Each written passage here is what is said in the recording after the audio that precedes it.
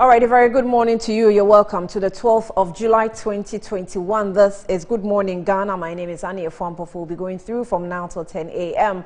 where we bring you details of what we carry in the newspapers and what also the news portals are carrying. What do we have to say? What opinions do we have to share? And how are we going to contribute to the building of the nation as opinion leaders and the powers that be are also watching and taking cue from some of the points that we'll be making on the platform. We thank every viewer who is out there ready for the discussion. I hope that you join in via your text messages, your social media contributions as well. Right, so a lot has happened. First of all, let me just mention Marie Boadu on social media. So she started an activism on social media. I saw it. I saw it the first time. I relaxed on it. I thought about it. And then I came back and spoke to her, responded to her on social media. But what I want to say is thank you for drawing our attention, because I don't think we took note of it. But at the point when a comment was made, I don't want to repeat it.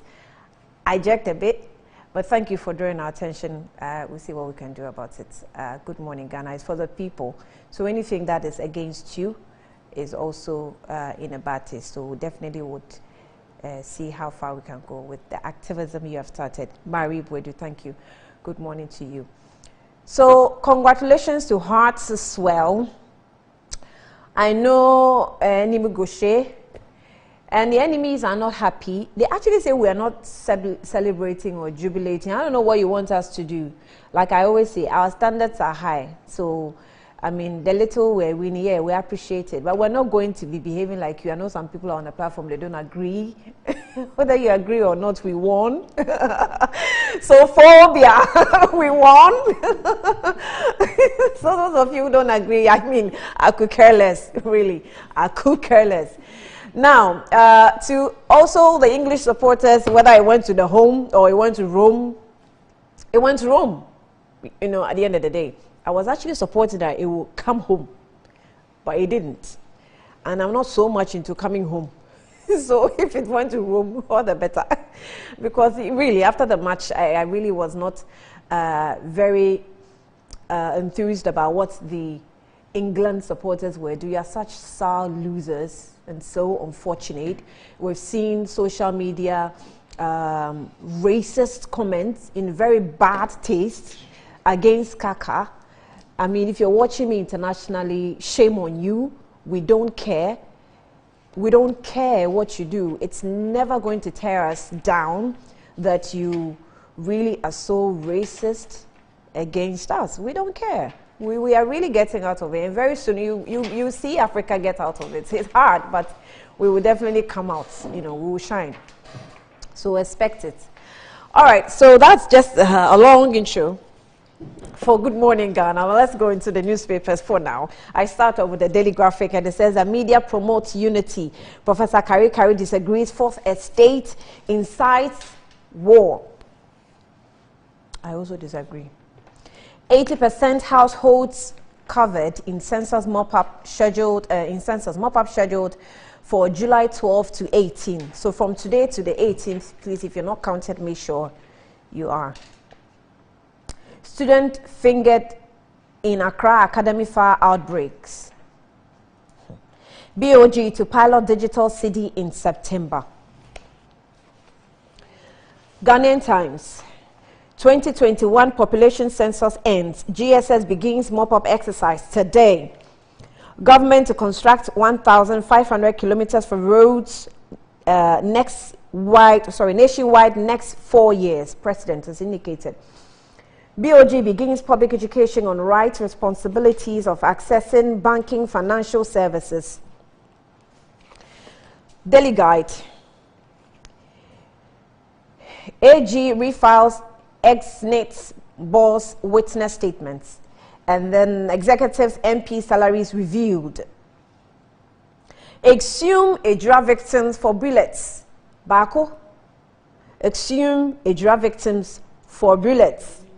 Bako is the one that made the comments over the weekend. Kumasi kidnappers kept grenade pistol. Pokwasi interchange ruffles NDC.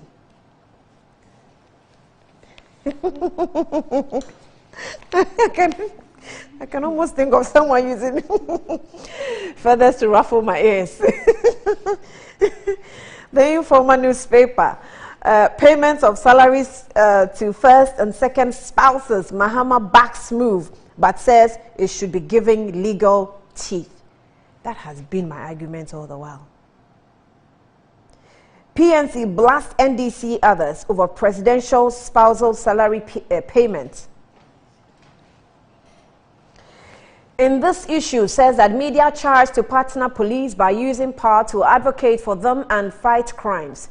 Procurement of Sputnik V vaccine committee to scrutinize deal. Akufo-Addo applauds teachers, says they are backbone of socio-economic development. The Inquisitor. The Inquisitor. Oh boy, I like my job. The Inquisitor. No hope for phase 2. Keta C defense. Egbele. Please, I'm not ever, but I hope I'm pronouncing it right. Is it Egbele or Egbele? Egbele. Maybe. Give Oforikrom Unifier as MCE. And Tarzan rise to Babin on first and second ladies. NAPO gives furniture to Menchia South schools. The top right corner says, Boss exports 160 trucks of petroleum products in 4 months. The Herald. CJ named in $5 million US dollar justice for sales scandal. As top Kumasi lawyer face of trial ruler before General Legal Counsel. CJ named in $5 million US dollar justice for sales scandal. As top Kumasi lawyer face of traditional ruler before General Legal Counsel. Defense Minister hides identities of war soldiers, cover up suspects in abuse of residents. Martin Namidu opens fire on Attorney General, calls him immature and disgrace to the exalted and ethical office. The top right corner comes to the face of Samuel Okudzeto, Ablakwa, Member of Parliament for North Tongue, says as Ablakwa wants $28 million MP's car loans withdrawn. Did he disappoint me? No. The Daily Searchlight. Sad days for Ghana's legal fraternity. Lawyer libels Chief Justice.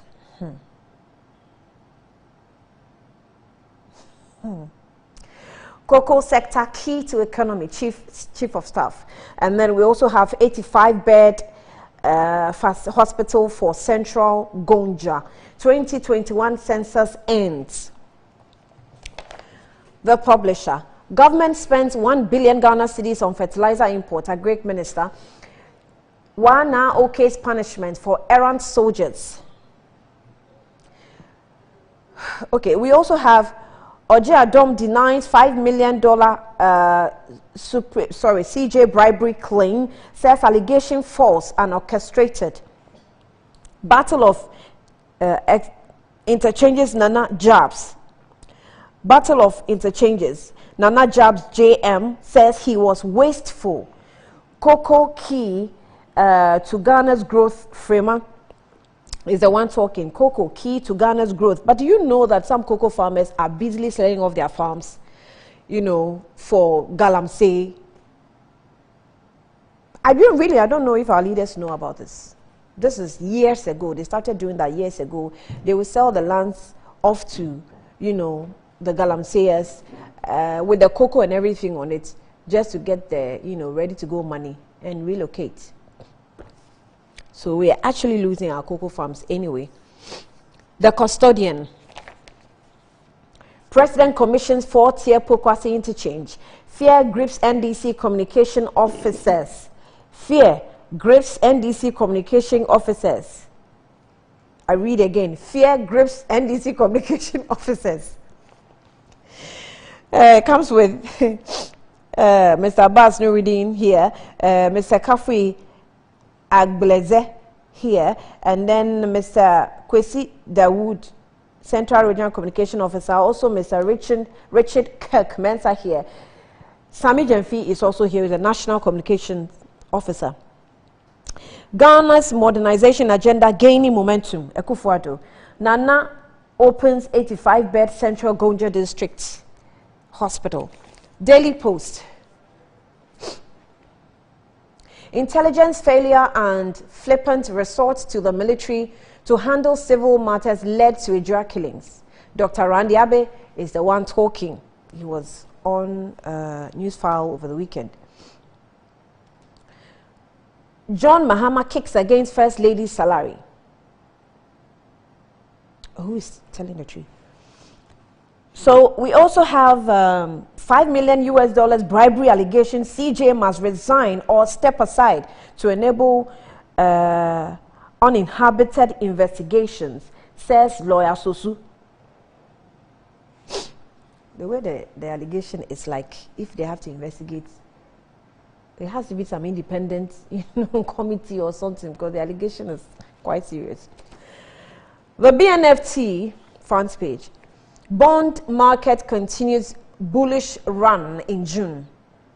Africa-wide adoption of digitization crucial to after success. New taxes levy coming to tackle plastic waste. MESTI is talking. In feature, it says that the power of US-Africa partnership in tech sector. And then GHIE appoints new executive director. Now, finally, on the Economy Times, it says job availability drops for first quarter 2021. Job availability drops for first quarter 2021. Government rakes in $342.2 million from NTEs. NTEs. Inflation to decline further. Inflation to decline further. That's on the front page of the Economy Times. And that's all we have for you for the newspapers. You're watching Good Morning Ghana. My name is Anya Fompof. I'll be back shortly.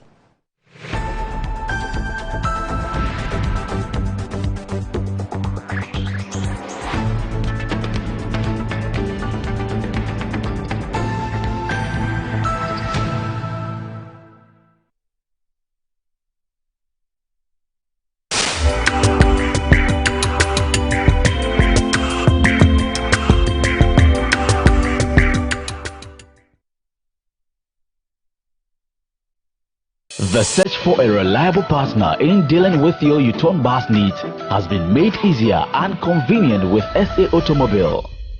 SA Automobile formerly dealt in the sale of U-turn buses, genuine spare parts, its repairs and maintenance at a highly effective workshop with remarkable speed. We also have available the sale of Camel Cup SA Automobile. The pleasure of doing business with you is all ours.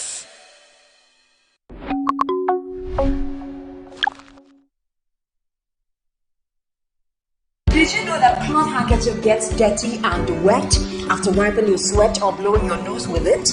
Keeping a dirty handkerchief in your pocket or bag is very unhygienic. Reusing it increases your chances of getting sick from germs. That is why I always use Flora disposable handkerchief. Flora disposable handkerchiefs is disposable, thus making it a more hygienic option. It's thick and very absorbent. With 10 tissues in a pack, Flora disposable handkerchief is better than a cloth handkerchief. Mommy, my Flora disposable handkerchief. Look out for Flora toilet roll, Flora multi-purpose paper towels, Flora table napkins, and Flora box tissues in a shop near you. For bill purchases, call Delta Paper Mill on 0243 033 on Metro Cheese.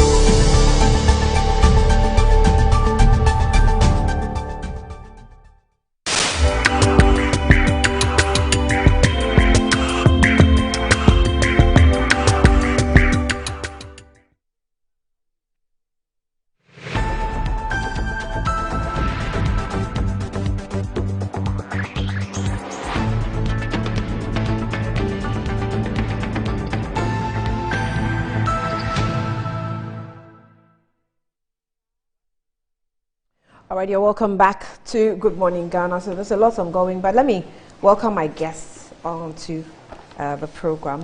And Elena Madeko is a member of the NPP communication team. She's joined us already. Good morning. Hello, good morning. How are you? I'm good. It's been a good weekend. At least I rested a bit. So. You rested? Yes. Did you go anywhere? No. You didn't watch the match? Any of the matches? No. How come? Because it wasn't my priority. Oh, none of the matches was your priority? None? Unless it's Okoye United. Where are they now? I have no idea. I have no idea. You don't know where they are? I'm not too interested in football. I know. So. But you can't be supporting a team and you don't know their whereabouts in terms of... I support them by virtue of biology. The fact that it's Okwewu United and I'm a Okwewu girl. You're a Okwewu girl. Yeah. Oh, that's so... Okay, I don't want to give you the title, but I'll leave it there.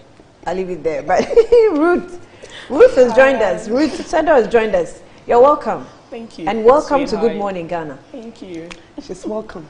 When I posted the flyers, are you a co-host? I'm your senior here, so you're welcome. These lawyers are when they come to this place today, I'm her senior. Thank you. I hear you. I concur. So you're welcome as well. Thank you. I'm sure you watched at least one of the matches. Oh yes, I watched a bit of my favorite team, Phobia. Oh, thank you. Now I know I have support. You have a lot of support. As for the enemies, ignore them. No. We don't make so much noise. No, we're very not calm. at all. And yesterday I was seriously rooting for England. Unfortunately, it didn't go in our favor, but it's so good. It's so bad that you are the first to score. And it happens that everything turns around. That was quite disappointing. When they first scored, I didn't know what to think. In fact, I was shocked. I was rooting for them. Yeah, because I think it was in the first 3 minutes. Yes, no, it wasn't even 3 minutes. Yeah, less than 3 minutes. I was really rooting for them. And so when the goal came, I thought they probably would have more goals, about 4. No, but that was going to be dangerous anyway, because usually when you are ahead, the complacency and all that may set in. So I was quite afraid that this goal came in too early. And lo and behold, they got back, in the second half. So what needs to happen has happened. But we just urge them. The Queen was hoping that they would give this to her. As a farewell or something? As a departure. Maybe. I don't know. That's not what I'm hoping for. But you sit here hope for people's departure. I'm not. That's not what I'm hoping for. But it's part of nature that when we come into this world as young people, definitely in our old age, a lot of people don't even get that opportunity. But we are hoping that God will give her more years ahead. But this was going to be, a very beautiful, package. Let me say that. Maybe. Well, the football, I have one little comment on this England-Italian game. The aftermath of the game. Yeah. We've been complaining about what's been happening in Ghana after our football matches. Isn't it interesting? It was just last week that we had a discussion about. Yes, I don't know how to say it. Anyway, they are the originators of hooliganism in football. I mean, the English... Hooliganism? Yes, I mean, the English fans, they are known for the sort of things they can do when they lose. And for me, what I found totally disgusting is the fact that they are racially insulting those 3 young men. And these are practically teenagers, 19, 20-something. I mean, where were your old men, old British footballers? Why didn't they stand up and go and take... I mean, they should have... These are young men who just got into the team. So where are the old people in the team? It's not easy standing up to such a crowd and then, delivering. Yeah. So if they do not deliver, they are still young people. In any case, between the two of you, I think the Italians were better. They really were more outplayed. They are more organized. So, why then do you... I mean, you go and see the Instagram posts and the Facebook posts insulting these young men. I think the FA, the English FA, has to find a way of protecting these young men, because they can't get up. I know it's part of the whole game, but we should start speaking against it. And those of us here back home in Africa, and we export so much football talent, we need to perhaps start calling them out. You just can't insult people's children like that. What is the meaning of that? I don't know the solution to it, because... And then look at how they were treating the Italian fans too. Fans, after, I mean, exactly, the whole football the fraternity has to see what they will do. It makes it very unattractive to some of us to even bother. Oh no, I mean, hooliganism in football is definitely unattractive to everybody. Nobody wants to experience or have bad experience when you go to the stadium, or you throw your support behind a particular team or things like that. But I was thinking about it that, okay, so if the foreign teams or international teams who recruit our best players also behave this way, what's the best way out for us? And I feel the best way out is not for us to call them out. The best way out is for us to also build our own self, so we don't waste our times and talents going to play for them. Eventually, yeah. Which all we get is either you play it better, or we insult you. You see, and we could say this and go on and on about it, but let's revert to our own country.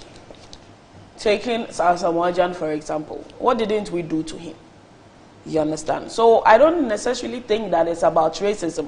I believe that if it were coming from the white people themselves, if they had not scored, I'm sure they would have gone after them as well. Maybe the degree,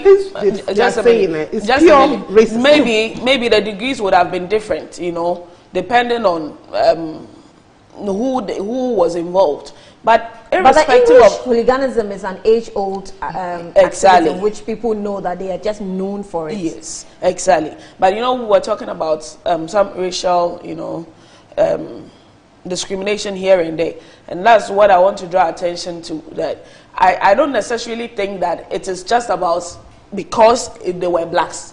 And unfortunately, I don't know what happened. I think that the three of them whose fault. But if you attack me on the lines of my race, yes, that's complete racism. Asking them to go back to Africa, and they need some bananas. But what I'm trying to say is that, you know, it's quite painful. Let's not be too hard on them. It's quite painful when you are, especially when you are in the lead. You know, when you are in the lead and it happens that everything turns around crashing, it's quite painful. We'll just urge all of them that this is a game. As for games, you are in to either lose or to win. And we also from the beginning that, you think they don't know that? Italians, they do, but you know, we still need to remind them and remind ourselves. So that is why we go to church every day. You know, it's not that we don't know the Bible. I think that from age 1 till now, I have been part of Sunday school and all that, so I should know everything in the Bible by now. But we still go to church to refresh our memories and, you know, acquaint ourselves with the Word of God more. So we need to just remind ourselves that this is a game, and when you are going into it, you must know that it's either a lose or a win. And you know what is even making it worse now is the betting aspect. Yes. Now our young guys, we realized that there was a research conducted, and we realized that betting alone constituted that it was the second highest.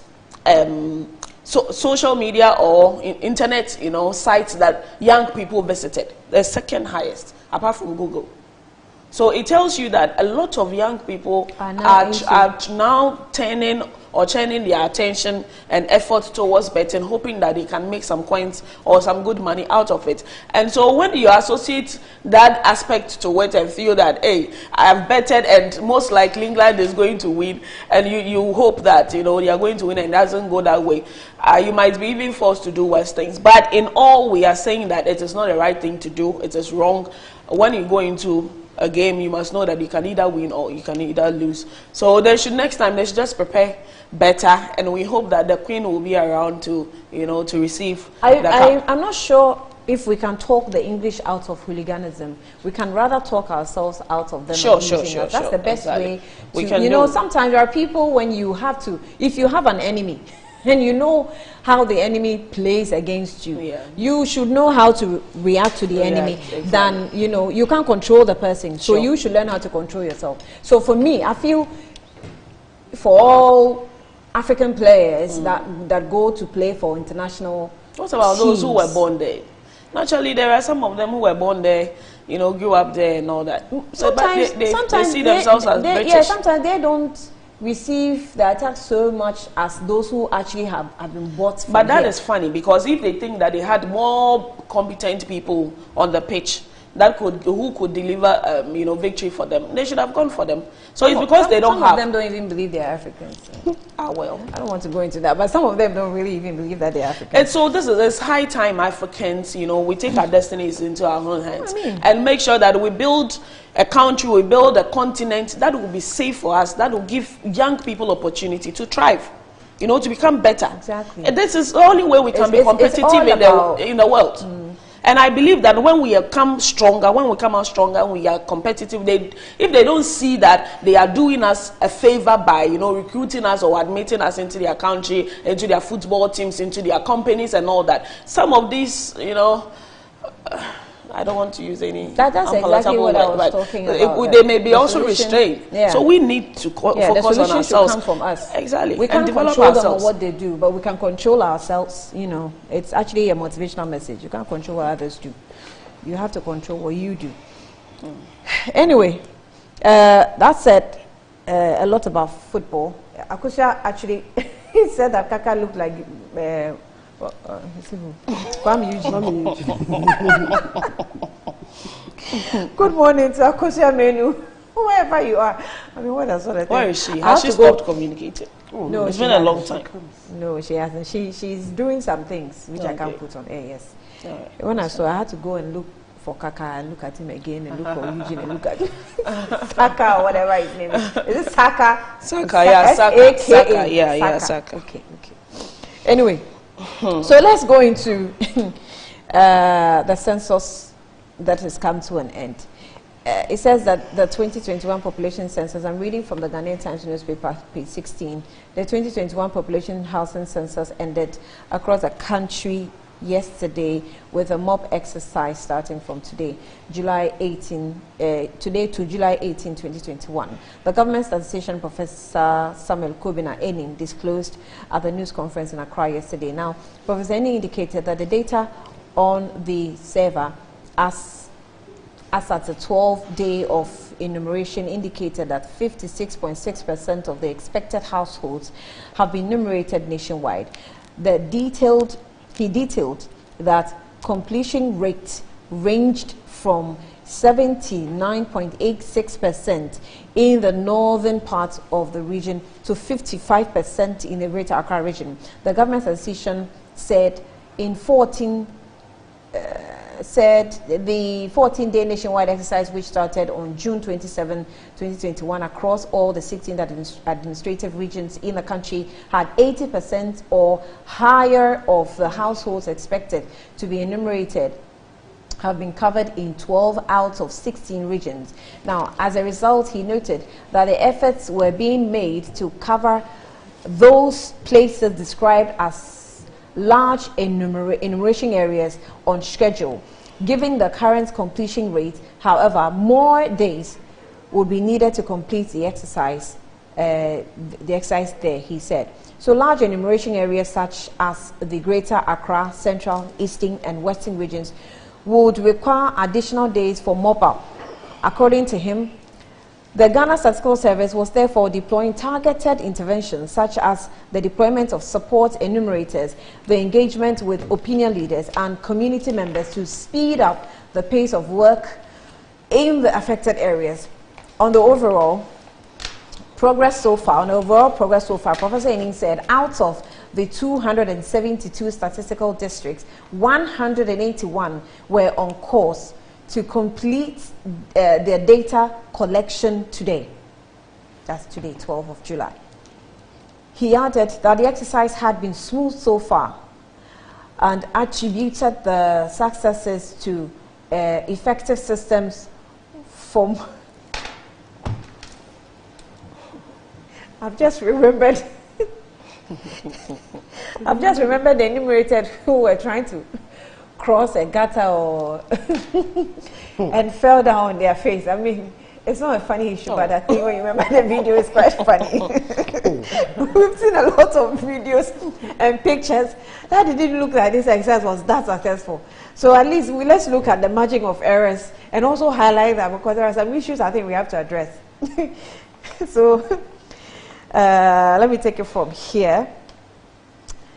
He says he added that the exercise had been smooth so far and attributed the successes to effective systems for monitoring, such as the enumerator's tracking dashboard, having key personnel on ground like field officers and district data quality management teams.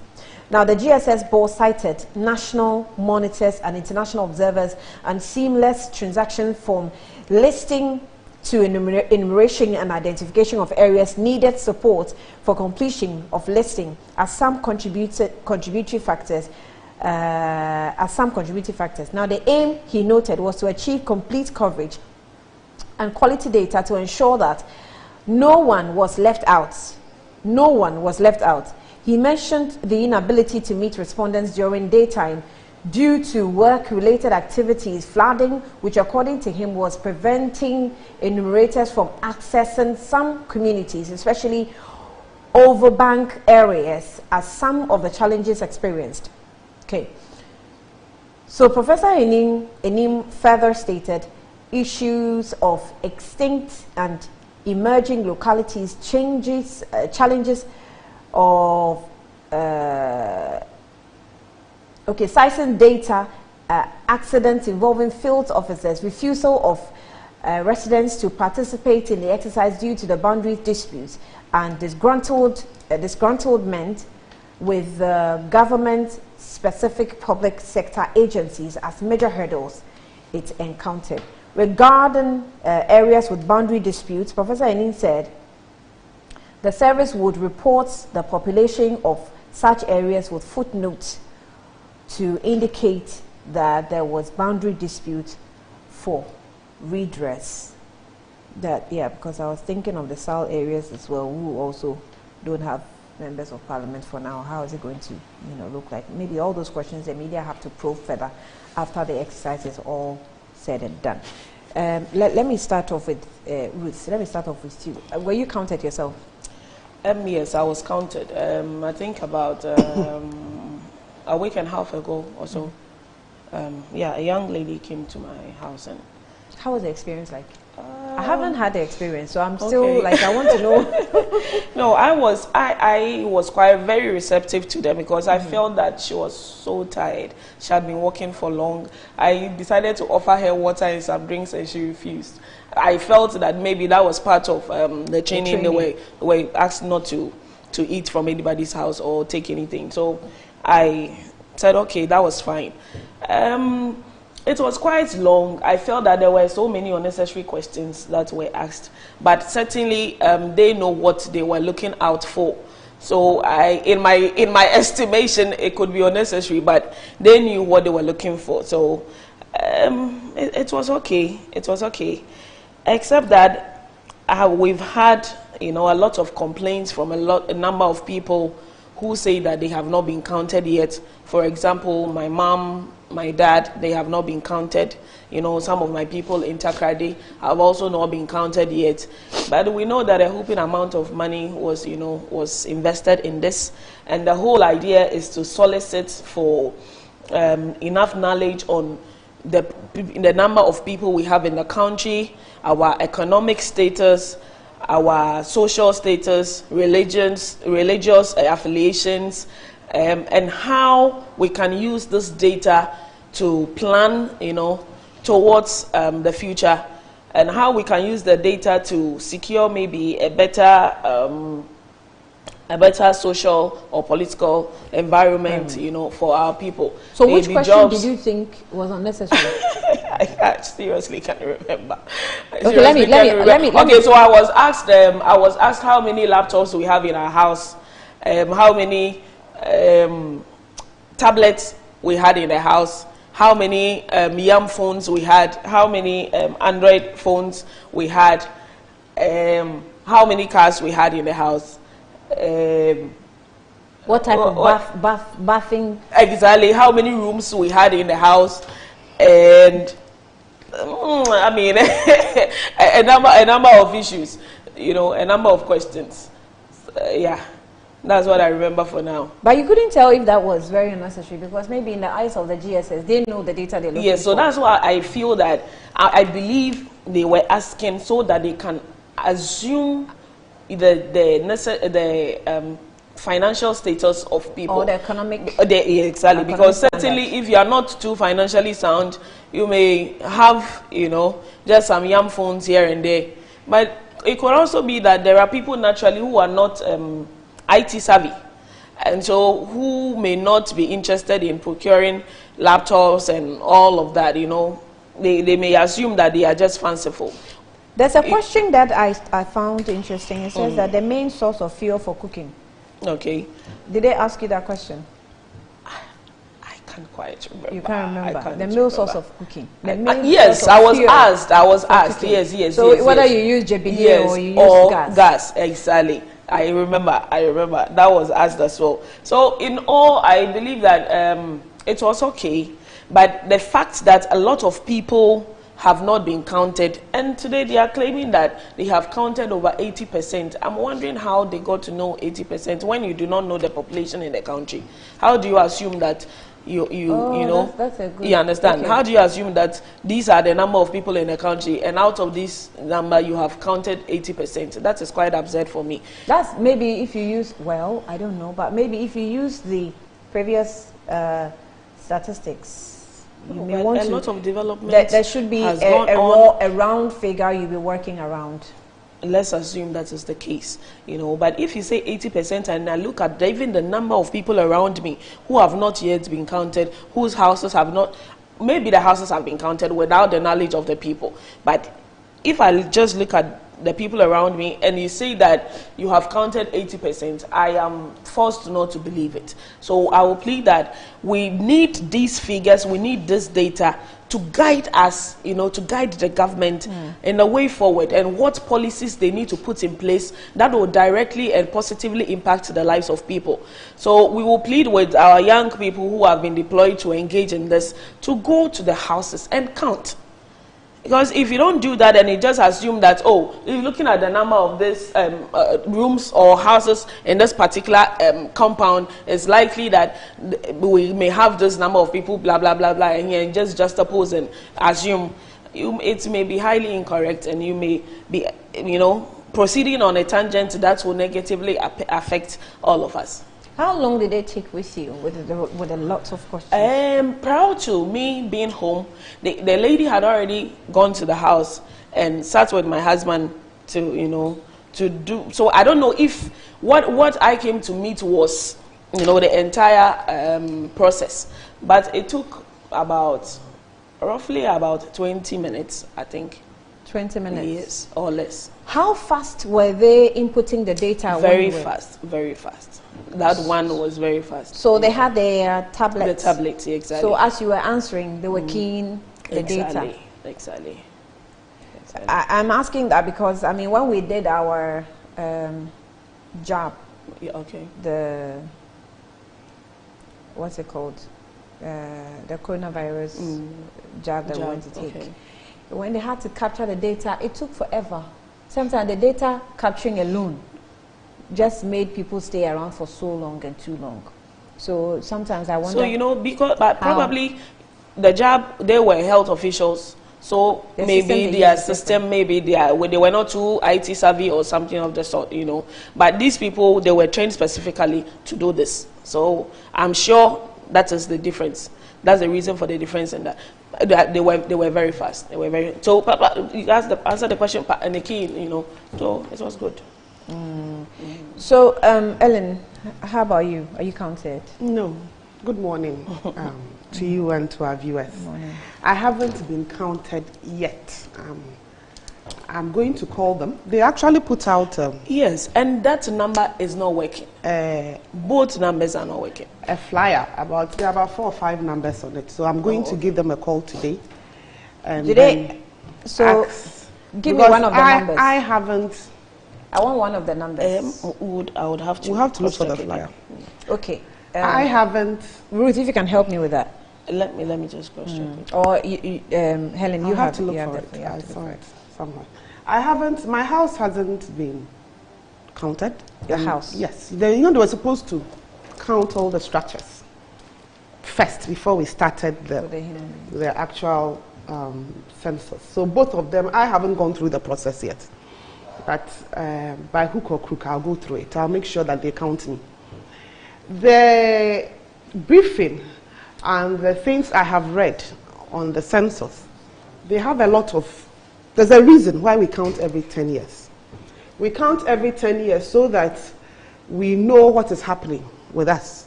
And it's not just to know the number of people in Ghana, it's also to know what's going on with our economics, our society, our demographics.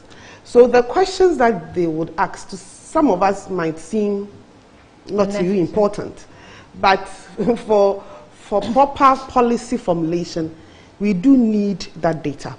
You are talking about fuel for cooking. For cooking. We've been screaming that we are all cutting down our trees, apart from the fact that we are illegally cutting down and exporting outside Ghana. We are also cutting trees for charcoal.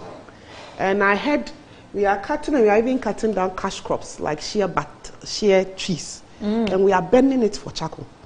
So we need this information. How many people because are still... they realize that it's good tree for charcoal production. But then we need to stop it if we want to keep our environment going.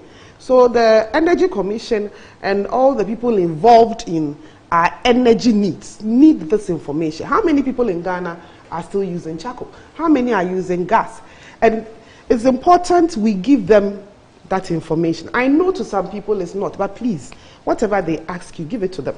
When they ask, I heard some people asking, some people complaining that they've even been asking how many children they have, how many children live with them, all the sort of fairly personal but some of the questions information. Are very clearly needed. Yes, very needed. And some you might think it's not needed, especially the bathroom issues. Let's remember that the Ministry of Sanitation is on the drive to make sure that we stop open defecation. So we now need to make sure that every household there is a place for attending nature's call. I heard the Minister for Sanitation very recently advising young ladies that we should also take, right now I'm not that young, I'm almost 40, so they should take into consideration any man they want to date, whether he has a bathroom and a toilet in his house. The minister said it, and I agree with her.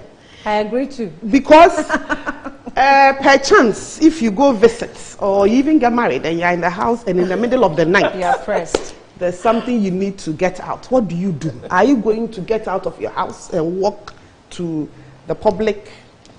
Considering our security issues and all that. And everything. So all these things are important. If you are, and I think I'll retrace but this it advice again. will only go for those who know better.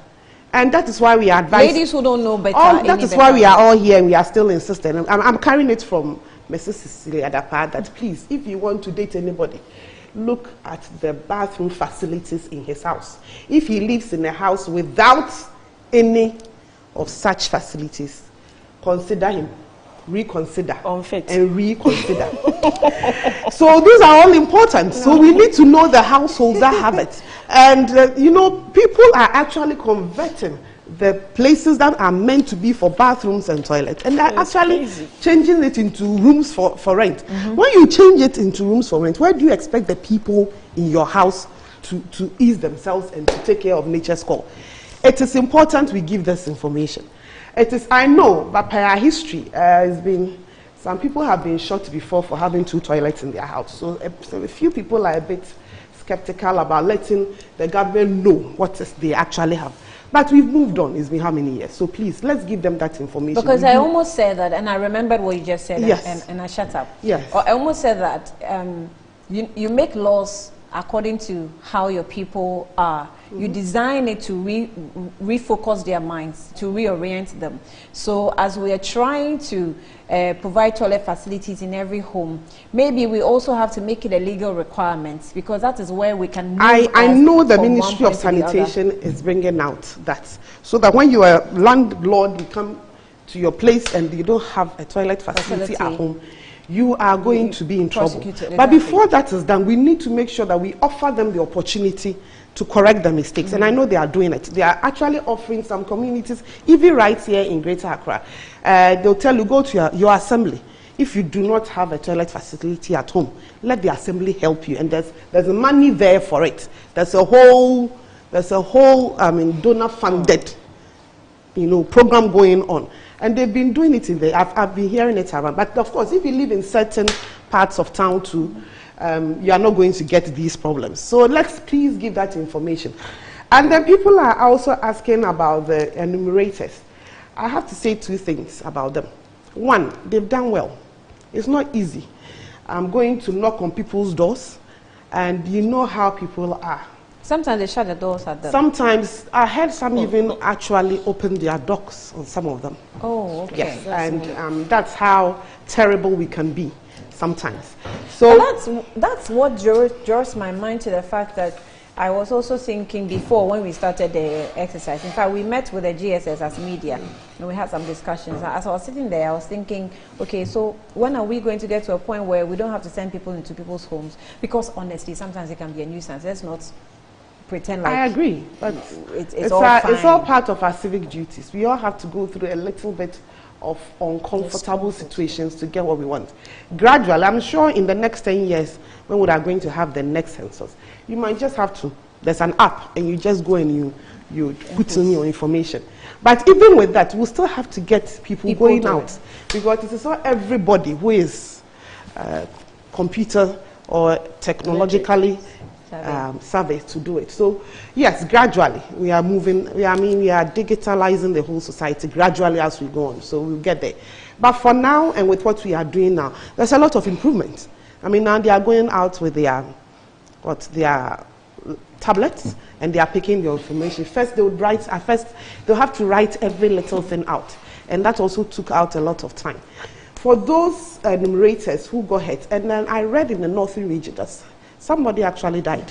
He had an accident. 2 people. Yes, at least. I mean, returning from it. So for all of them and for what they've done, we thank them. For those who haven't done their jobs too, it's up to them. We are all Ghanaians. We all want to fix it. So please, if you haven't been counted yet, we'll look for the flyer for you so that we put it out there and then we call them. I want to make myself an example of somebody who hasn't been counted. I'm going to call them, and I'll make sure that I get counted.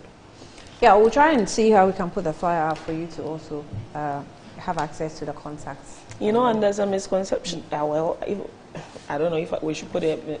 We should say it's a misconception that government is embarking on this census in order to know people who are in Ghana, so that they can tax them.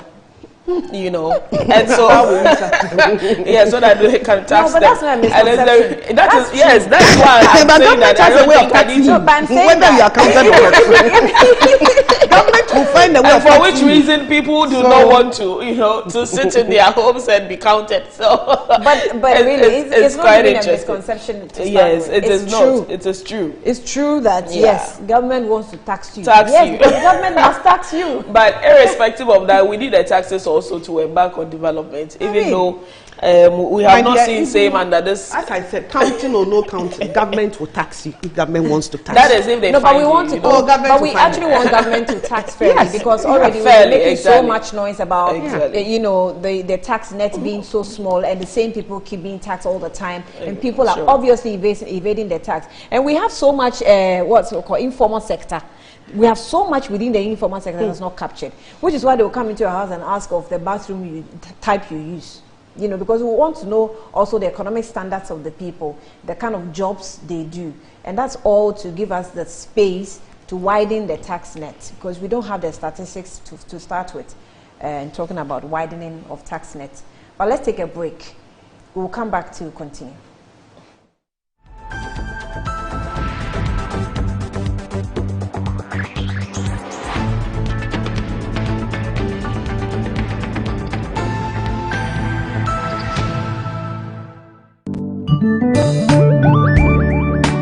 In Ghana and in Africa, there is only one place to look to get that luxurious design and decor for your offices and homes. Visit Jamila Home. We give you the climax of luxury wherever you find yourself. Presidential and executive office furniture, living room sets, dining set, stunning mirrors, adorable wallpapers, lovely king and queen size beds, valuable antiques and antique goods, beautiful chandeliers and more. Into the bargain, we provide caring customer service, prompt delivery service, skilled and artistic full house design and decor services, and free decor ideas for your space. Our products and service is unparalleled, boasting of top-tier clients all over the globe.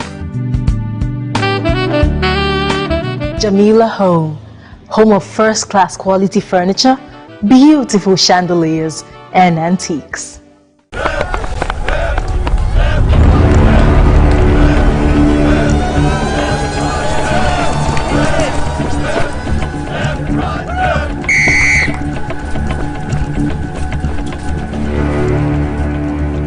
We are one man short. Should we invite him? Yeah. It be old cargo. Can I join you guys? Yeah. Always drink fresh, natural mix, mineral water.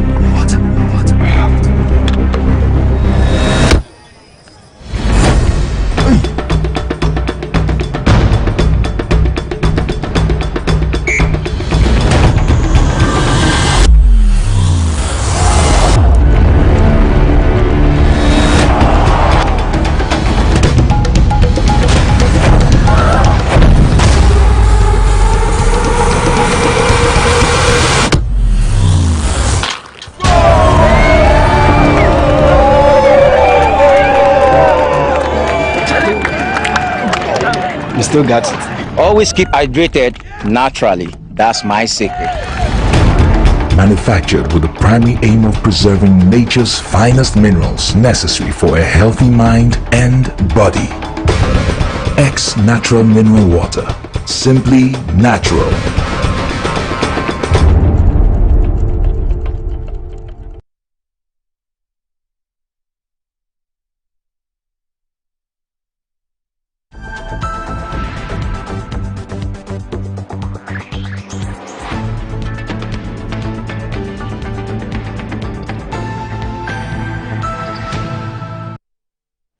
Right, so we're talking about the census situation. Let's wrap up on that and then get into the members of parliament issue.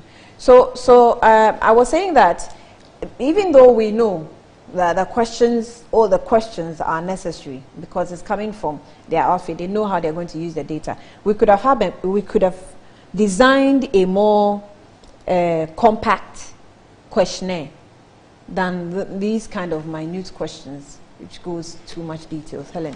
Well, as I said, there's still room for improvement. About the figures, I think when you were reading the Times yes, in the Times report, I did not hear what is the position for the census, the head of the place? The government statistician. Yes, he didn't say that they've covered 80%. He gave an idea, rough. He said they've done 70% in northern Ghana. I think in southern, said they've done in all. About 50. Yeah. He said, I didn't pick it up. Okay, you continue. I'll get the figure. So it says that he detailed the completion rate ranged from 79.86% in the northern east region to 55% in the greater Accra region. So that's the and why did he so the 80% is in 16 administrative regions in the country had 80% or higher of households expected to be enumerated and have been covered in 12 out of 16 regions. Okay, so if you cover 12 out of 16 regions, means you have that's like 70-80%. It means they had an expected number. They have their number because they still do not know how many people are in Ghana yet. You know, Ruth was saying that, yes. Well, you don't know the number, the accurate There's number now. There's always an estimation. That's what I'm trying to drive at. Yeah, but you said they counted the houses before. Yes, they are supposed to be counting the houses. So when you count the houses, it will even help you. I don't know how they do their calculations, so I'm being very careful. It will still help you to estimate But there are a lot of houses which have also not been counted. The point is, with every statistics in general, you will never get it 100%. Of course, definitely. There's always a margin of error. So when they are done with their completed reports, I'm sure they'll put out the margin of error. Yeah. They have given another 7 days to do the mop-up. So we are hoping that they do a lot during the 7 days, because now they are making us aware that if you haven't been counted, call us. About the fact that their numbers are not working, if they are listening to us, they should make sure those numbers are working immediately, because if some of us call and it is not working, we'll be on their case. We have to be counted. You cannot put out a number and then we call and then you are not there. I mean, that's unfair. Okay, so please, they should make sure that that is done. In a nutshell, I believe that so far, they've done well so far. And let's see how it ends, and then we can move on from there. Hopefully, they get the information, especially on the housing issue. Our housing deficit in Ghana is something else. I am saying this because my rent will be due very soon, so I started thinking about how I'm going to pay my rent. And a lot of... I thought you just moved. Yes, now. I'm 6 months into my new house. You paid 6 months? I paid a year. You paid a year. So I have to start planning a year in advance. And I'm just saying this because a lot of young people in Ghana, we go through a lot of stress before you even get a reasonable place of accommodation. Yeah. So this housing census, from what I hear, is meant so that we can plan and fill the housing deficit. And it's not funny. And then I know that the Ministry of Housing, is that the name? The Honorable Asensu's place. They are bringing out a policy on rent and the rent agent. The rent, what is their name? Policies. No, we need to change it. Landlords. The landlord. You know, in the rent, there's an agency in charge of rents in this country, isn't there? Yes. And in their rent control. Thank you. In their laws, you are not supposed to even take more than 6 months. Exactly. But we all know that practicable. I mean, it's not practicable. A lot of landlords will tell you that I built my house, so how did we capture that in our laws? Thank you. So those laws, but you see, when you go to our neighboring country, Cote d'Ivoire, that is what they do. But say 3 months, 6 months. Because most of Cote d'Ivoire's buildings are provided for by the government. Not I said most, not all. But in our country, I build my house, I rent it out. I said I'm taking this amount. If you will not take it, leave it. That is the housing deficit we are talking about. We need to solve that problem, because if we say by law it is 6 months, it should be 6 months. But you and I know that it is never 6 months. Even the 1 year is recently that a lot of landlords and landladies, I think economics has also come in, that are taking 1 year. They used to take 2 years, 3 years. Some even take as much as 5 years rent. We need to get all these things sorted out, because if we want the young people of this country to feel comfortable, which we are entitled to with all this money we have, we have to feel comfortable. Are also making it worse. Our Nigerian brothers and sisters. Exactly. I mean, you know, I've lived in Kaswa. You call me Kaswa, whatever. Look, yes, I had to move out. My rent ended there some time ago, years ago, and you know, my landlady suddenly doubled it. And you know why? Because a Nigerian was prepared to pay 3 times what I was paying, and she threw me out. God being so good, what he did to her building, she wished she had kept me there. That is what they do. And it's not just the Nigerians, all other expatriates. I mean, we are in Ghana here, people actually rent out their homes for dollars. It is pegged in dollars. If you want to live at certain areas, certain neighborhoods in Ghana, you pay in dollars. So we should address these things. It's like we are covering it, but it is there. So this population, the housing aspect is extremely important. We have to get the demographics and what is going on. There's going to be a housing authority. I heard the bill is already it's in Parliament. They should get it up and going, because we need to get this thing going. I mean, it's heart-wrenching. Whenever I hear, look, National Road Safety was commissioned, and they said, make us an authority. When you make us an authority, we can implement the laws better. Not just that, the MTTU, you remember? Yes. It used to be a unit. Yes. They also called that they should be made a department, so that they can be well equipped. It's now made a department. And I think this was 2-3 years ago.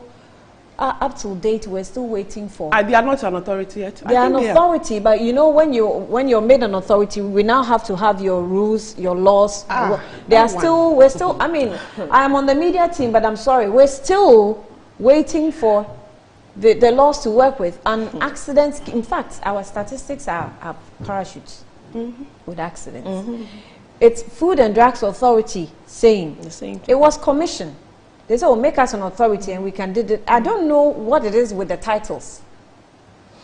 We had rent control and everything went through the roofs. Now we're going to have what? Housing authority. And what is that going to change? If we had the little of rent control, we couldn't implement it. What shows that when you're made an authority, you can prove me right or wrong? The way things are going with this housing matter, if we do not take control of it, we are going to have an issue. About the authorities that are being set, and what they don't have to work with is what we call the act. You know, when the law is made, an act has to be passed by Parliament. I'm still waiting for a Road Safety Authority Act. Yes, and that's the Attorney General has to do it, and they will come up and tell you that they do not have enough lawyers, enough staff to do that. And it's not just with the road safety.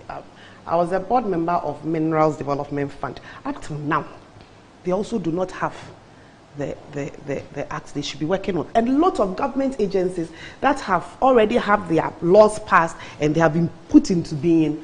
And what the LI, that is the word that the legislative instrument that they need to work with. So the acts have been passed. But the LIs, that actually tells you exactly what you have to do and the powers you have. It hasn't been passed.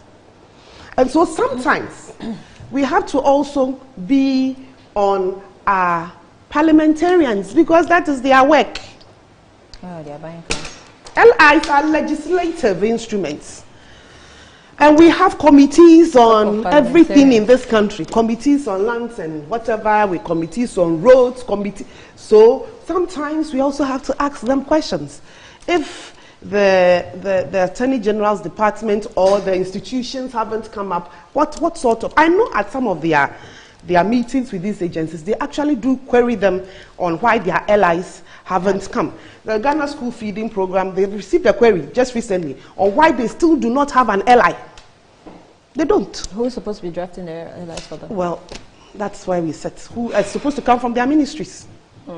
Yeah, because they have... The ministries have to send it. So these are all parts of the things that we need to sometimes get behind the headlines, get behind the issues, and actually go find out what is going on. Because we always seem to tackle the Otherwise, issues they are just there, and they become toothless bulldogs. They are just there. They can back and back and back, but they can't bite because they do not have the legal backing to do so.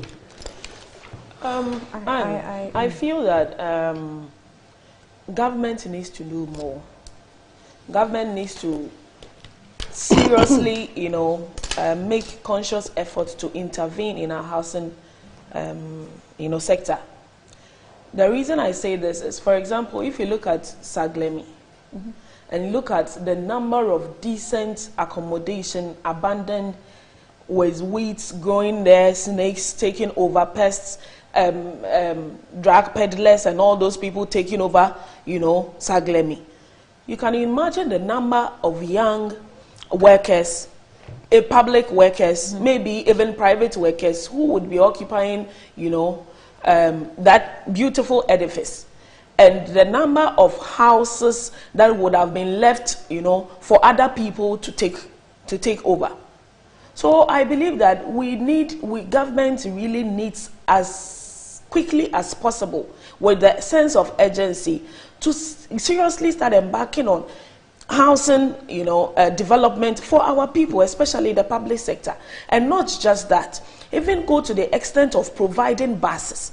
One of the reasons why our roads are choked, there's so much traffic, is because today everybody is buying a car. Even people who cannot afford, are finding ways and means, because everybody wants to live according to a certain standard set for themselves. So if government introduces this busing system, and we have Saglemi and many other, examples of Saglemi in other areas, we can be able to even reduce the number of traffic or cars on our roads, reducing the traffic congestion drastically, and also giving competition to our folks who have the financial muscle to build houses to rent out. Now it has become more of a business, so I mean, very soon a lot of people, even my economic stature, will sleep on the streets. Exactly. Because we won't have the money to rent. And the interesting thing is that every year, cost at which renting. Do you know that every year? So, for example, if you rented an apartment, a decent apartment, 1,000 cedis this year, the next year they put it at 1,200. If you are not even fortunate, they can send it to 1,500 just within a space of a year. It is crazy. I don't think that it's sustainable, and that is why I'm calling on government to immediately, intervene and get structures in place to support, support Ghanaian young workers. It's crazy. But my landlord, good morning to you. So far, he's been very nice. He's been such a father to me. Your rent almost due. We are grateful to him. We have few people like that. I don't even. The way you're jittery. Your rent is almost due. You're jittery. When my rent is almost due, I'm not. You're lucky. You have a good landlord. That's how good my landlord is. He doesn't give you that pressure, and he understands how the system has become. The system is difficult. So he rents his place to young people, and he feels that I won't give you so much pressure because I can understand what's going on. Wow. And if you're a young person, especially a woman, if you are putting so much pressure, what do you expect me to do to go? Exactly. So I think this morning I want to salute him. He's been such a lovely. We would all want to salute him. I think that I need to come and see you. Someone says because my landlord has been very good too as well. Yeah. He's been wonderful. In fact, may the Almighty God bless. Consistently for 3 years, it's been the same. He has never increased same it. With me. And maybe it's because of the personal relationship we have. It's personal relationship. But if it had not been the same, I don't know what would have, been made of us. So yeah. Mine is a woman, actually. The men say it's because we are ladies. Not necessarily, because my landlady is a woman. And she's a fairly young woman. She's a few years older than me, but she's also been excellent so far. Extremely nice. Very nice. So we have decent Ghanaian property owners who would love to give their houses out to young people without being unnecessarily expensive. Exactly. But that is for somebody sitting out there tell you that it is you, me, and Ruth. Mm-hmm. That is why maybe they are being nice to us. But when you do go down to from where I come from in my Kaswa area, sister, you dare not. In fact, when it's a month to your 3 months to if you don't take care, you ask yourself that is it me? So I have no dignity left. Yes. The your way things they can be will thrown harass out. you, My shout things at you were and all thrown that. out.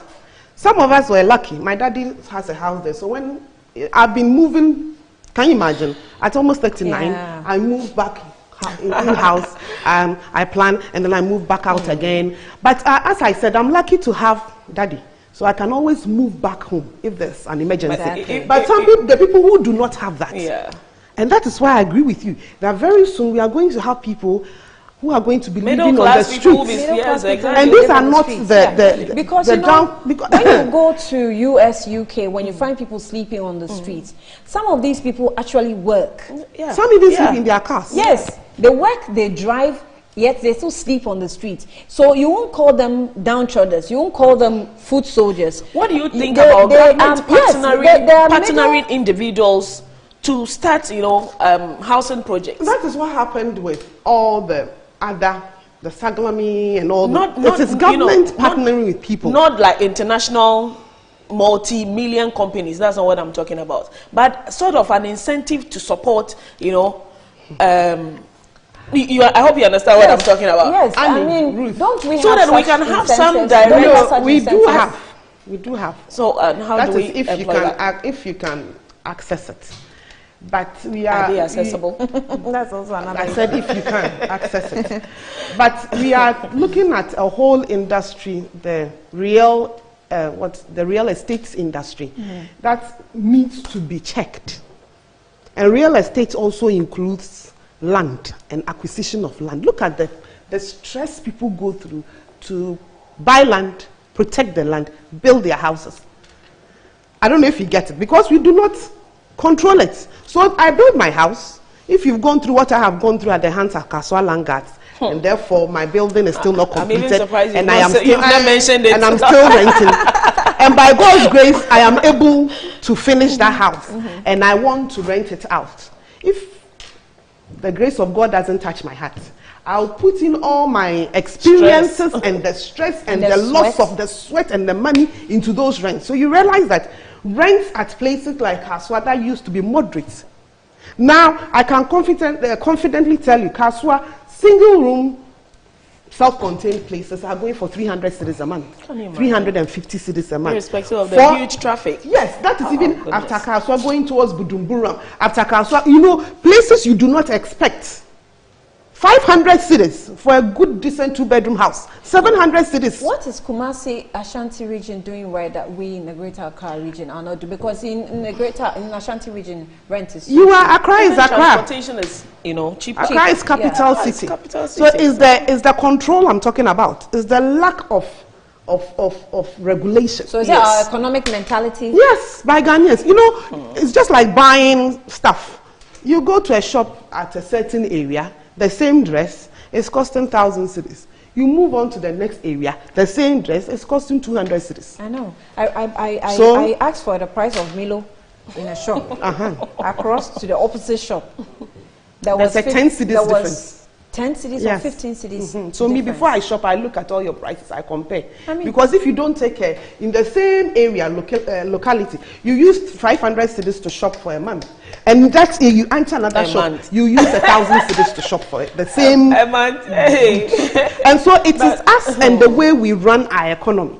We are gradually, I don't know whether my boss said I should tell you, I'm a Kaswa. Thank you. It's a title I want to carry because it's sad. Because I can imagine myself. I can imagine myself in a few years when I'm able to complete that house. It's still at the lentil level where the guys broke it down some 7 years ago. When I get to the London, my heart aches. Because when I look at the money I put in, so in a few years when I'm able to do it and I want to rent it out. I'll never rent your house. Yes. Because I know the experience you go through. It's terrible. And I'm talking about Kaswa. People go through hell to even protect their own lands here in Accra. But you know what's funny? My sister, a member of parliament for Afram Plains North, she started building way back when she was in the UK. And in fact, she's almost completed. Do you know that just erecting the walls around the house, the walls, they'll come and they came and asked her for digging fee. That she has no right to wall the house until she has paid that. Who is there? The so-called Langas who claim they belong to is it the chieftains, whatever, I don't know. So Asafo. I think so. So she had to pay about 2,000 or is it 10,000 or something of They also review their rates every year. Yes, exactly. Very huge quantum of money, sum of money, and I was surprised. So why do you charge? Why do you pay? You won't pay. Why do you know that? Do you want to build? Do you know the mason? Yes, the mason was beaten up. Thank you. You are lucky that they no, he wasn't killed, but he was beaten up. They carried the shovels, the wheelbarrows, and all those. Yes, they took them away. They did. This is where we have gotten to. If you want peace, are you serious? Oh, she's right. Which area is this? Kaswa. I'm talking about Kaswa, Ofako, or whatever they call it. Yes, Ofako. Yes. It's on the Bodrasi Road. And that's part of the reason why I haven't gone back. I have to pay digging fees again. I have paid 3 times of digging fees. Someone who has completed is just left with painting or so, and she had left it for a long time, so she thought that she should just do it so that she rents it out. When she's ready to paint, we'll come for them. Okay, so let's put on the screen the notice of the Statistical Service, the Ghana Statistical Service. The population census that is exercise ongoing, they are now doing the mop-up.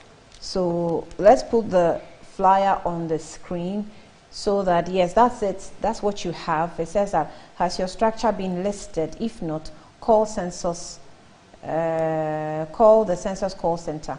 So the toll free is 0800-426-426. 0800-426-426. That's toll free. And then we have 0591-476873. And then 020-6850-157. 020-6850-157. Then we also have 055-162-5567. 055-162-5567. So that's your information on the screen, just in case. You can quickly use your phone to take a screenshot if you do not have your what's it called, house or yourself counted. You want to do so. Ellen, did you write any of the contacts down? Yes, I have written almost all of them. Okay, can you give me one? Let's try if it's going to go through. We'll do 020. Okay. 685. 01. 57. 0157. Yeah. Okay, so we want to see. Ghana Statistical Service was sorry, but we have to do this. We want to see if this is going to work. Okay, so this is try again later. The person is busy. This is out of coverage area. I told you. All right, so. next one. This is one. This is just one of the numbers. We tried to. No, why are you jubilating? No, give me another because one. it's a 059 059 147 I pray this one does. 6873. 6873. Okay. 05914 what? 059 147. Yeah. 6873. We got it. Okay. So this one is going through and not answered yet, but it's going through. Okay. So interested. Hello, good morning. Am I speaking to the Ghana Statistical Service, please?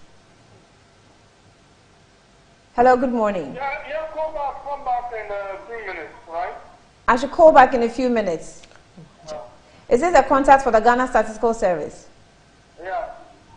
Okay, are you in Greater Accra? Okay, so he didn't respond. He said call back in a few minutes. Why would I call back in a few minutes? He has hung up. And he has hung up. And he hung up on me.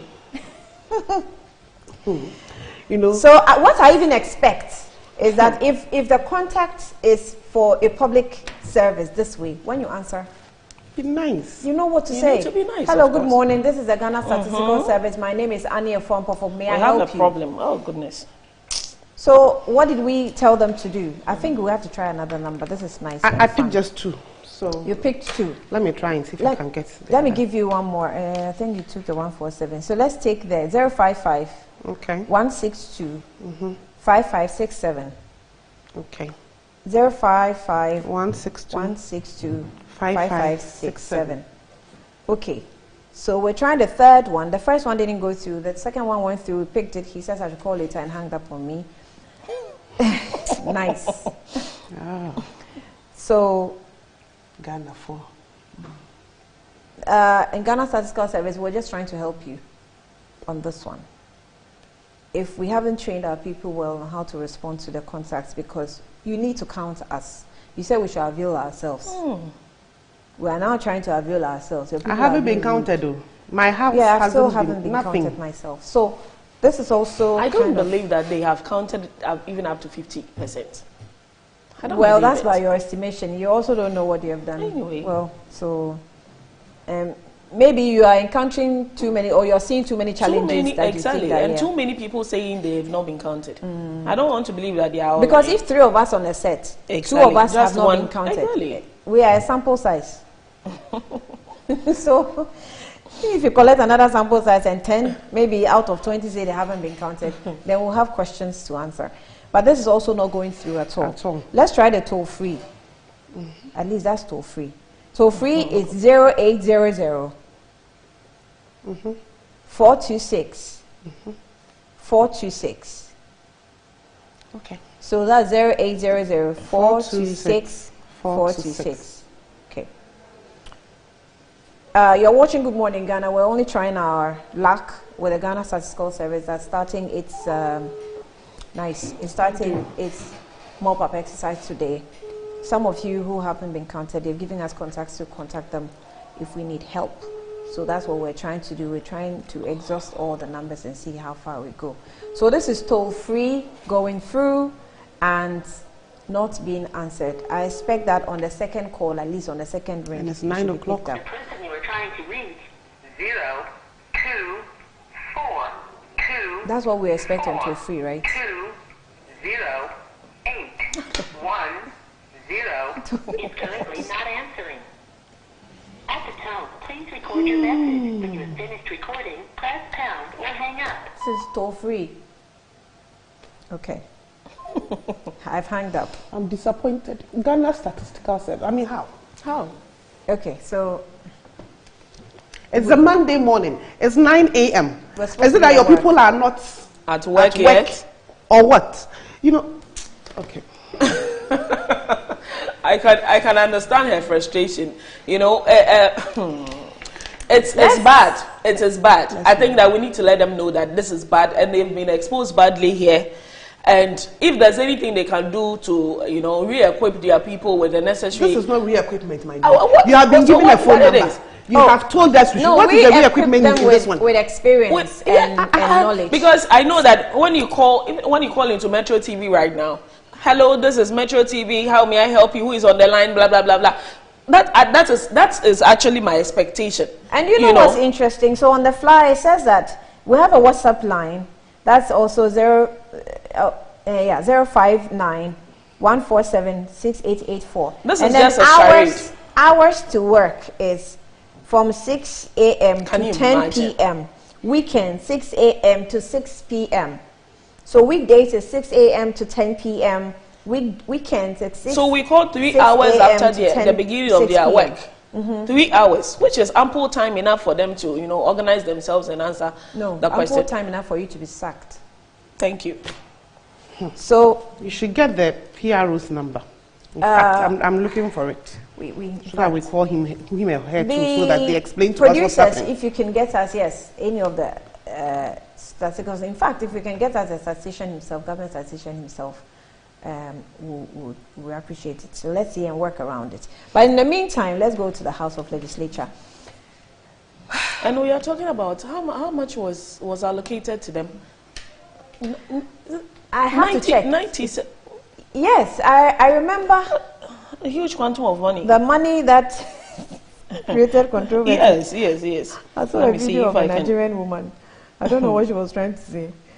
She said that they should distribute 521 million Ghana cedis. Thank you. Yes. And we call you, and this is the kind of reaction you give us. It's crazy. This is just good feedback for government statisticians.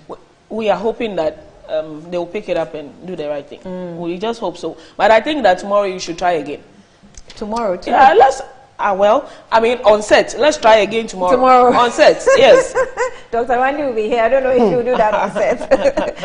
But, so let's go into Parliament. We have two issues that we're dealing with, and that has to do with members of Parliament and their vehicles. We have vehicles for Council of States, and then we also are dealing with the remuneration or salary for First Ladies. I don't know if you support that because you're ladies. Well, for me, any lady who works in any high office, whether as wife or properly as a public servant, should be paid. Now, the mode of payment is another matter, or how they are going to. But you should get something from what you do, especially when you are the wife of the first lady, the first gentleman of the land or the second gentleman of the land, when you cannot obviously engage in other economic activities. You can't engage in other economic activities? Yes. Why? I mean, a lot of, by convention, a lot of first and second ladies do not work as in the normal work. Even if they were doing anything. By their choice. They as I said, convention. Because I know our present second lady she was working in the media. Assuming she was still working in the media. Security issues to do with her employers, all those things come into play. So yes, definitely they should get something for being the wives of the first and second lady. Me, I'm not against the wives of the first and second gentleman. I am not against that. What I am against is the mode and how we pay them. How do we do it? And that is what we should be talking about. And then let's remember we have a history of where we have killed, and I say we, all Ghanaians, through revolution or whatever, have killed head of states, left their families, and they had to go through hell, some of the women. So let's do it. They have to get something. But how they should get it is what I'm sure we are going to discuss about that. Unless you want me to go into it and start discussing. So, okay, we will have to project a bit of the Article 71 holders. People were asking me very interesting questions. So I just decided that today I will project that for you to have a fair idea of the Article 71 holders. If they're ready, you can project it for us so that we go through it. Okay, so that's what we have on our screen. The Article 71 says that Clause 1, salaries and allowances payable and facilities and privileges available to A, the Speaker and Deputy Speakers and members of Parliament, B, the Chief Justice and the other justices of the Superior Court of Adjudicature, C, the Auditor General, the Chairman and Deputy Chairman of the Electoral Commission and Commission of Human Rights and Administrative Justice, and the Deputies and District Assemblies Common Fund Administrator, D, the Chairman, Vice Chairman, and other members of I, a National Council of Higher Education, whosoever describes, II, the Public Service Commission, III, the National Media Commission, IV, Lands Commission, and V, the National Commission for Civic Education. Being expenditure charges on the consolidated fund shall be terminated by the President and the recommendations of the committee of not more than 5 persons appointed by the President acting in accordance with the advice of the Council of State. Clause 2.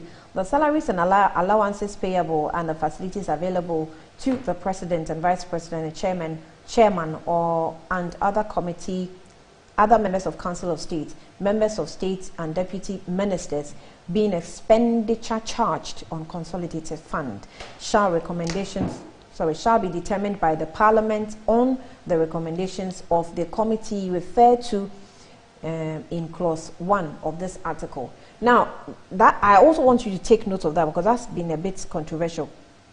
It said that state, let me read from the 2. The salaries and allowances payable and facilities available to the President and Vice President, the Chairman, and the other members of Council of State, Ministers of State, and Deputy Ministers, being expenditure charged on the consolidated fund, shall be determined by Parliament on the recommendations of committee referred to in Clause 1 of this article. 3.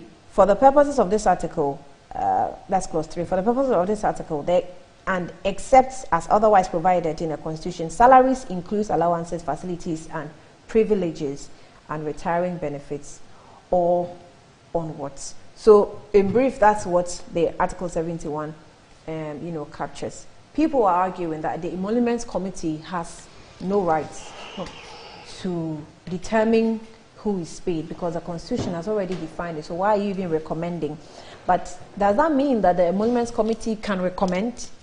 And maybe you as Parliament will have a choice to choose whether or not you implement or you don't implement. But it was passed in the 7th Parliament, and here we are with the discussion. Ruth, first of all, there's a misconception out there that this current Parliament passed this, recommendation. Yeah, passed this recommendation. People do not know that it was the 7th Parliament, that is the Parliament before this particular one. done with that, certainly we know that the committee did not have any jurisdiction whatsoever or powers whatsoever to recommend such for Parliament to approve. In fact, on my way coming, I was listening to Joy News, and according to one of the newspapers, news portals also. I'm sorry, but let's go through this before we get into the House of Legislature. Okay. Parkwesi says, Parkwesi, good morning. He said, please, there's no working class person in the UK or US sleeping on the streets. They don't charge 1 year or 2 years like Ghana. Rent is paid monthly. So once you're working, you're good. So this is what he says. They're paid monthly. So is that to say that those who are sleeping on the street, in fact, you find that these are drug addicts. Usually, no. I mean, the drug addicts are there. Okay. Those junkies are there. Okay. But there are some people who are averagely okay, but you still find them sleeping on the streets. Why is it so? I find them a little comfortable. Maybe you'll have to come back and give us further explanations. Yeah, so those of you who are, you who live outside, you can give us some more education. So give me some more information. Launching Kaswa TV with my sisters as managers. Root for 7 o'clock evening news. Ellen to Good morning, Ghana Kaswa. Good morning, Ghana Kaswa. Good morning, looking great. Send the momo. Akosia, I will send the momo. This momo of 3 cities, I don't know why I haven't been able to send it. But that's coming in from Akosia. So she said, read them. I've read it. Kofi Kapito said, and you remember when Dr. Sam Jonah said the most corrupt agencies are land title, land commission, and another, or on others. That's what you want to say. We accused and attacked him. So why are you ladies talking about? What are you ladies talking about? Good morning, you say. Thank you. Good morning to you. Ayu Farouk say, Ayu Farouk Tamale, good morning to you all. Ghanaians, you see how, let me go through this before I say something I don't want to say. Okay, so you see how Nanado and his officials are planning to spend the poor taxpayers' money with their wives and children.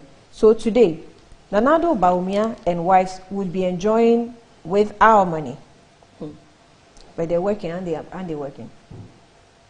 Working. That even reminds me of Mr. Kofi Kumsin, who once said he can't sleep with his eyes closed when Nanado becomes president today. Okay. That's what you think. But Henry Koforidia says, good morning, Annie. Please ask Madam Ellen about the status our basic school textbooks are in. They are printing it too. Because that's what I heard. We vacate and come back, but still we don't have the textbooks. But our private schools are just using approved NACA books. So over 2 years of new curriculum and still no textbooks is very worrying and disheartening, he says. He says, read this, is very, very important. That's what... The last time I was here, that's 3 weeks ago, I said the contract had been given for them to print. I haven't followed up in 2 weeks, so I'll do so and find out the status. The private schools, I'm wondering where they got, but the books are NACA approved. That's what she's saying. So it means private agencies have printed some and they are using. I have no idea what's going on there too, so I'll find out. I tell her I'll find out by the next time I come here. The status of the printing. Okay, so Henry, that's for you. I mean, find out for us, because I think it's been about a month when you gave us the updates of the textbooks. But someone sent me a video. Tipper truck driver ran into a toll booth, the toll booth of Temamoto Way, roundabout, killing toll booth attendants. This morning, he says, happening now. He sent me a video. So I'm sending it to my producers. Maybe they can project it on the screen for us. Breaking, he says, thank you. Road accidents. I mean. I'm so sorry about that, but that is all rather unfortunate. Margot says, looking amazing with your guest. Margot, thank you for our guest. Good morning. Okay, so I think we can go on. Someone sent this to you. Tobiga Abuza 2 from Lejokuku says, Annie, I suspect the Ewe-dominated areas were targeted for isolation. I don't think so. What is Myself, mom, father, siblings, and other neighbors around Teshi, Nungwa Estate have not been counted. Is that an Ewe-dominated area? But I live close to that area. There have been several related accounts nationwide.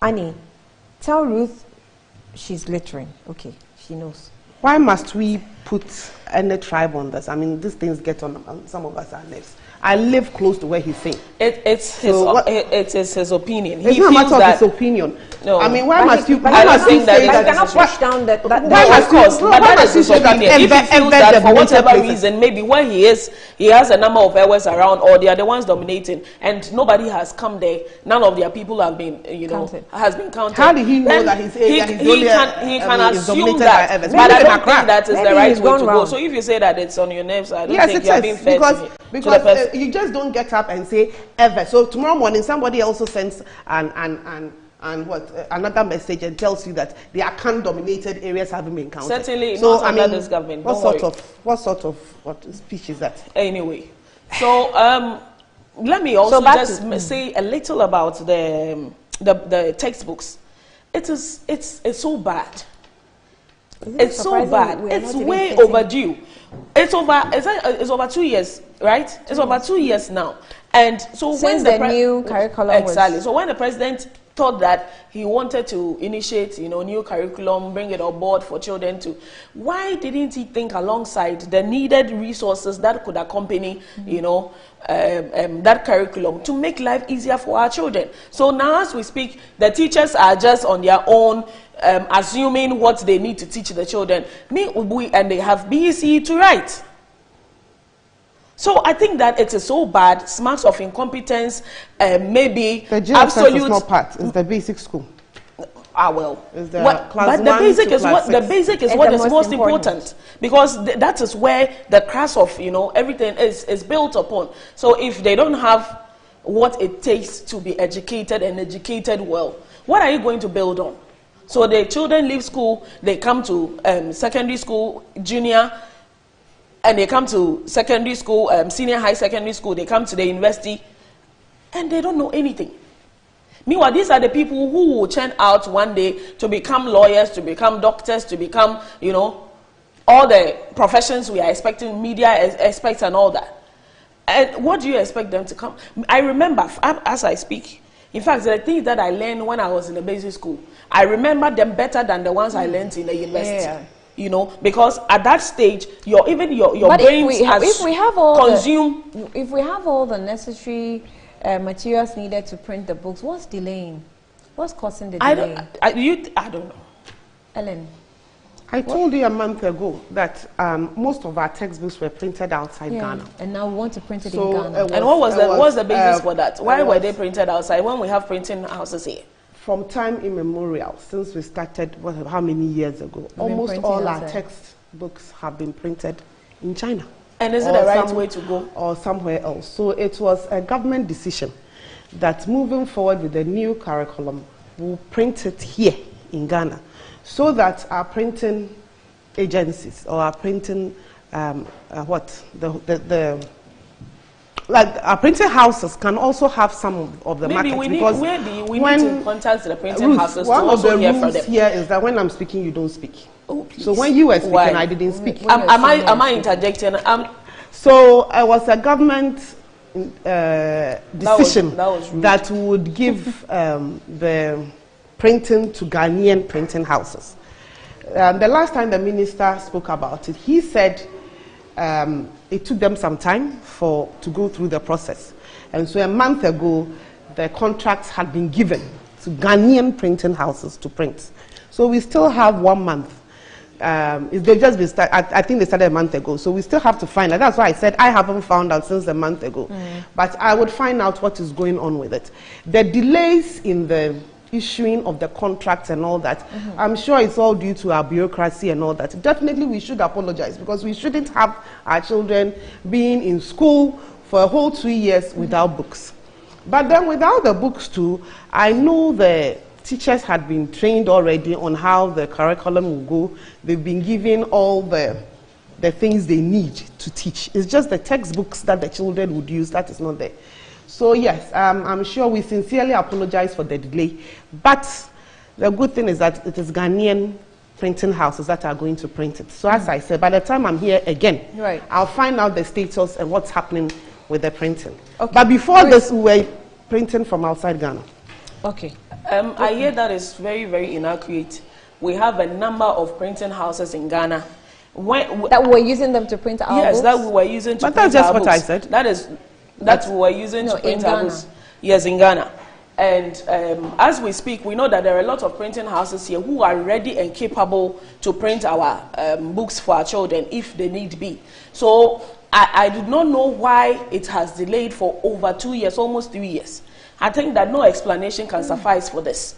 And it is gross incompetence on the part of the Minister for Education and the President. Not prioritizing our education is a bad thing. And we are pleading with the President that immediately he should do something about it. Is it that they do not have the money to do so? I hear that even at the basic school, yes, teachers have been trained, you know, with to equip them with the necessary knowledge about the new curriculum. Yet there are no books. But when you go to the junior high, they also have the new books. Yet they do not have teachers trained, you know, to up their game according to the new curriculum. So basically, I think that our educational sector has been jeopardized. It has been abandoned. It has not been given the necessary attention that it needs to. But if you want to destroy any nation, the best tool that you can destroy the nation with is education. Which is what government, this government is embarking on. But this government is also trying its best to focus on education. I do not think that this government is trying their best to focus on education. Otherwise, this is a basic, you know, basic necessity that needs to accompany I mean, this is definitely or certainly a flaw that has dented or is a blot on the educational efforts put in by this government. But when it comes to education, I think this government has tried its best. How is that? I mean, it has started well. So let's look at the fallouts and fix them. I think that when it comes to education, this current government is the worst, you know, performer since the inception of our fourth republic.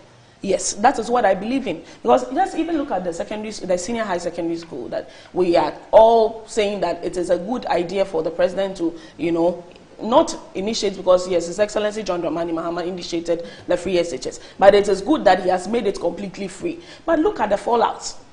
Look at the number of our young ladies who are out there pregnant. They go back to school pregnant, because the contact hours that they receive in school is far lesser than it used to be. So they spend more time in the house. Because young ladies they spend more time in the house. Pregnant. Pardon? It's something that has been. Oh, it's been in the news lately for. Oh, yes, but young ladies going back to school pregnant. We are talking about high increase in the percentage of young ladies who go back to school pregnant, because they stay more in the house longer than they stay in the school. And you see, Anne, I am a mother of 3. My sister, I know, also has about 3 or 2 children or so. And we are all engaged at work. We are busy. So when we know that this is the time for our children to go to school, sometimes when it's about 3 weeks, you will know how to escape around, you know, do your things around and try and see that you can come home early enough. But if it becomes 3 months staying in the house, it will be difficult for you to manage. Okay, as a parent, I hope you understand the point I'm making. So as for education under this government, it has completely gone north, and we are expecting that the government will listen to the plight of Ghanaian mothers, especially, and immediately do something about the crisis that we find ourselves in. Let's go back to the issue. We went through it because of Henry's message, and I think it's becoming disturbing, where we don't have our schools having the textbooks till date. So we will probe further and find out what's going on. Ruth, you're on the platform for that. What were we even talking about? The first and second ladies of the country. Yes. It's difficult for me to understand and appreciate anybody saying that they deserve a salary. First of all, the president and his vice president are husbands to these women. And so we feel that it is the responsibility of these people to take care of their homes. Aside that, the first lady, the second lady have a lot of opportunities, they have access to cars, they have access to allowances, they have access to traveling allowances. In fact, I know that most of them, both of them have, and any other first lady has set up NGO that they use, you know, to solicit for funds, support, to also support other people. In fact, a member of parliament for North Dine, George Lowe, believes presidents should not even have salaries for symbolic purposes. Commenting because he believes that, as you mentioned, he believes that even the presidents, they have, in our part of the country, they have almost everything. They don't pay for almost everything. So it's like having a house help in your house, and you feed her, you clothe her, you take her to school. She's basically doing everything for free. You're taking care of her like your own child, and then they say, oh, pay her salary again. So that's George Lowe's position. Well, I tend to disagree with him on that one, because whatever it is, he is rendering services to the country, and for that reason, he needs to be paid. But as a first lady whose responsibility is to cater for the president in his home and his children, I don't know how that affects the country. I don't know how that affects the country. So I think that this is so bad. This is so terrible, especially in a system where we still do not have potable water running through our taps. We still do not have consistent electricity flow, leaving our mothers who sell water, who sell ice blocks, who sell drinks, who sell fresh fish, you know, leaving their businesses stranded. In a situation where we are talking about education, and when you go to, there are places where you go to. I was listening to Honorable Murtala Mohammed, who said that in the heart of Tamale, that is the main township, he was surprised to know that when you entered into a school and a class had only 7 what's the name, desk. Even if it's a table or a desk, I'm not even too sure. Just 7. And they had over about 35 students in their class. So you can imagine, or pupils in the class. So you can imagine that how are these children going to be comfortable with the teaching and learning process, and how are they going to consume what has been taught them? You know, so I think that where we have gotten to as a country, where we have a lot of young, teeming, unemployed youth out there looking for sustainable, simple means of survival. And you say that you are going to pay already. I know these first ladies and the second lady, they at least every month they get about 87,000 or more amount in allowances. You get it. And you want to add that, and what the most frightening aspect is that they are backdating it to 2017. In fact, I just read a letter from, is it TUC? And they say that to the best of their knowledge, these people have already been paid. And they have been paid backdating since 2017. This is unconstitutional. This is terrible, and I think that immediately the first lady and the second lady must be made to refund the money to government coffers. Because this is an unconstitutionality. The allowances? I'm not talking about allowance, I'm talking about the salaries. According to the TUC letter, they say that, they claim that not the allowances, but the salary itself has they've already paid. They've already made the payment to the first lady and the second lady, backdating it to 2017. So you can imagine the amount of money paid to the first lady and the second lady, and it is now coming into the public domain. For what reason? These are people who virtually everything about them is catered for. Virtually everything, and in fact, they move from companies to companies. They move from companies to companies, demanding for support for their NGOs. And they have not even come to us to account to us how much they earn through this, registration of the NGO or NGO-related activities. We do not know how much they rake out of it, and how much is given back to the society. The moment we start paying first ladies, then we also have to begin to scrutinize their job. But we need to give them job descriptions. But you see, we need to tell them what to do. So if we think that as a first lady, as a second lady, we have specific jobs for you, apart from taking care of your husband and your children or your home. We think that there are specific jobs we need to give you. That is a whole debate on its own.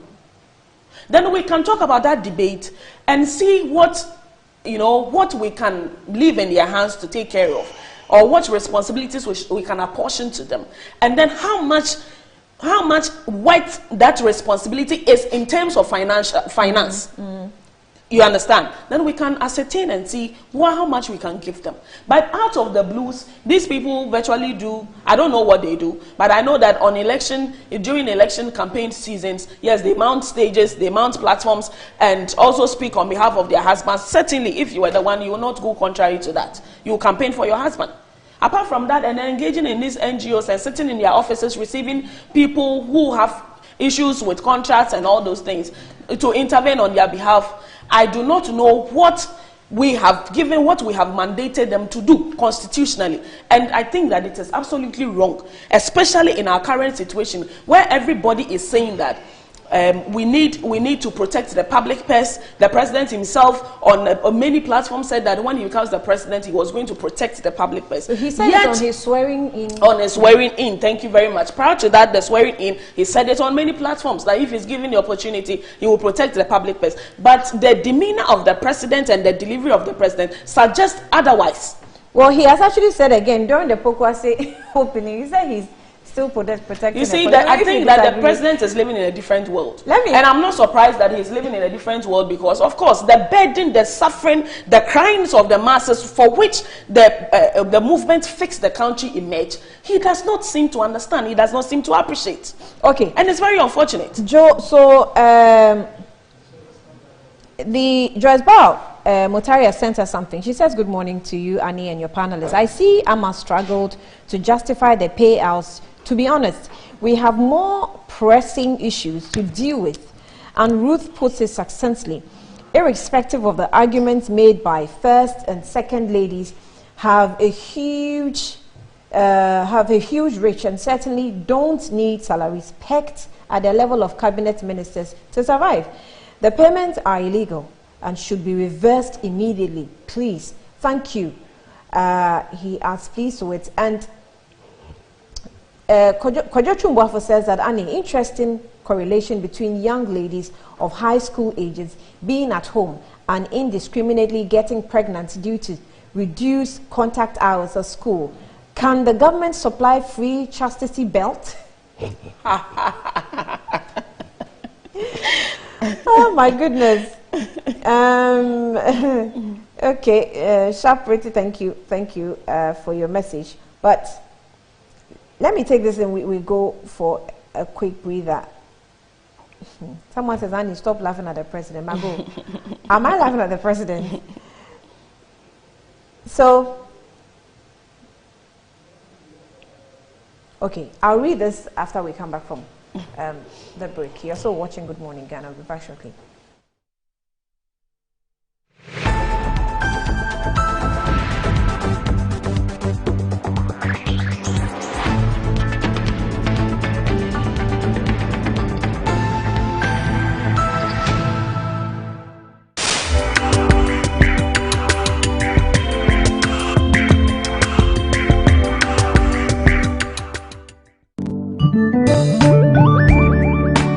In Ghana and in Africa, there is only one place to look to get that luxurious design and decor for your offices and homes. Visit Jamila Home. We give you the climax of luxury wherever you find yourself. Presidential and executive office furniture, living room sets, dining set, stunning mirrors, adorable wallpapers, lovely king and queen size beds, valuable antiques and antique goods, beautiful chandeliers and more. Into the bargain, we provide caring customer service, prompt delivery service, skilled and artistic full house design and decor services, and free decor ideas for your space. Our products and service is unparalleled, boasting of top-tier clients all over the globe.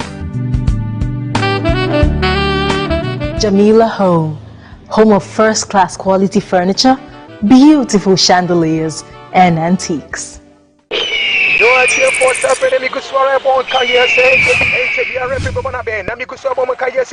Masa, tam Maria, I'm kind of coffee. I am no more budget born again. Why? Have a beer, you can have a beer. Why?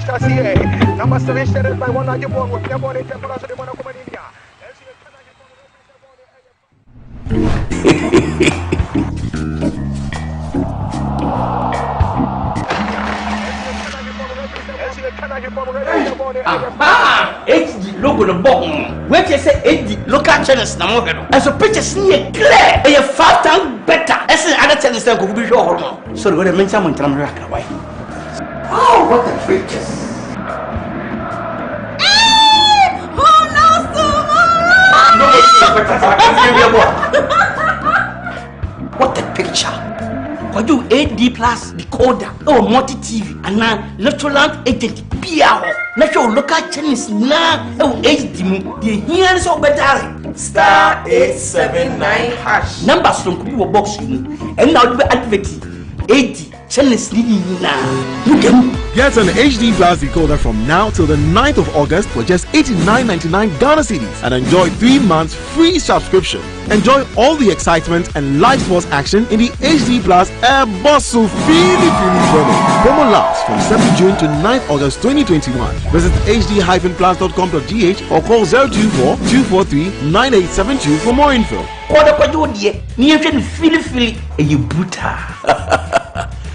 Half a nose for good things.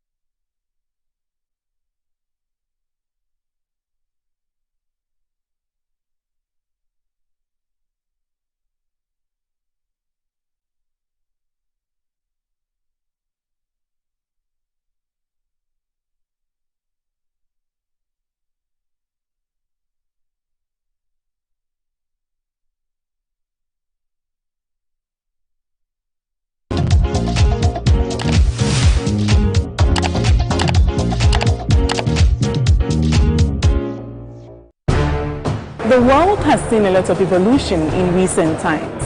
Global network facilitated by trade continues to grow stronger and forge nations closer together. On International Trade Focus, we'll share with you the current industry, tech and commercial avenues turning the world's trade wheel. This is your gateway to international business connections and trading events. Get the inside views, vital information, trends and analysis on emerging trade giants in Ghana and beyond.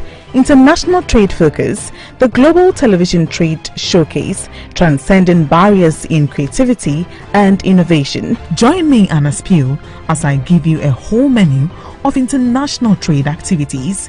International Trade Focus, your timely business hub.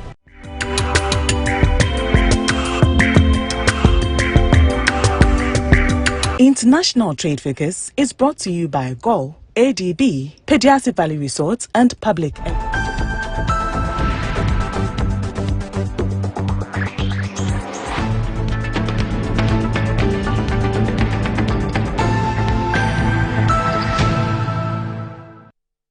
All right, you're welcome back. So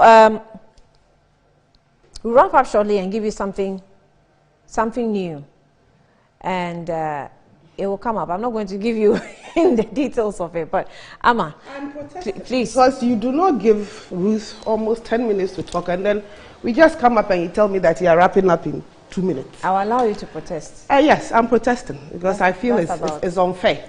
That's why I kept quiet for her to talk. Anyway, let's move on.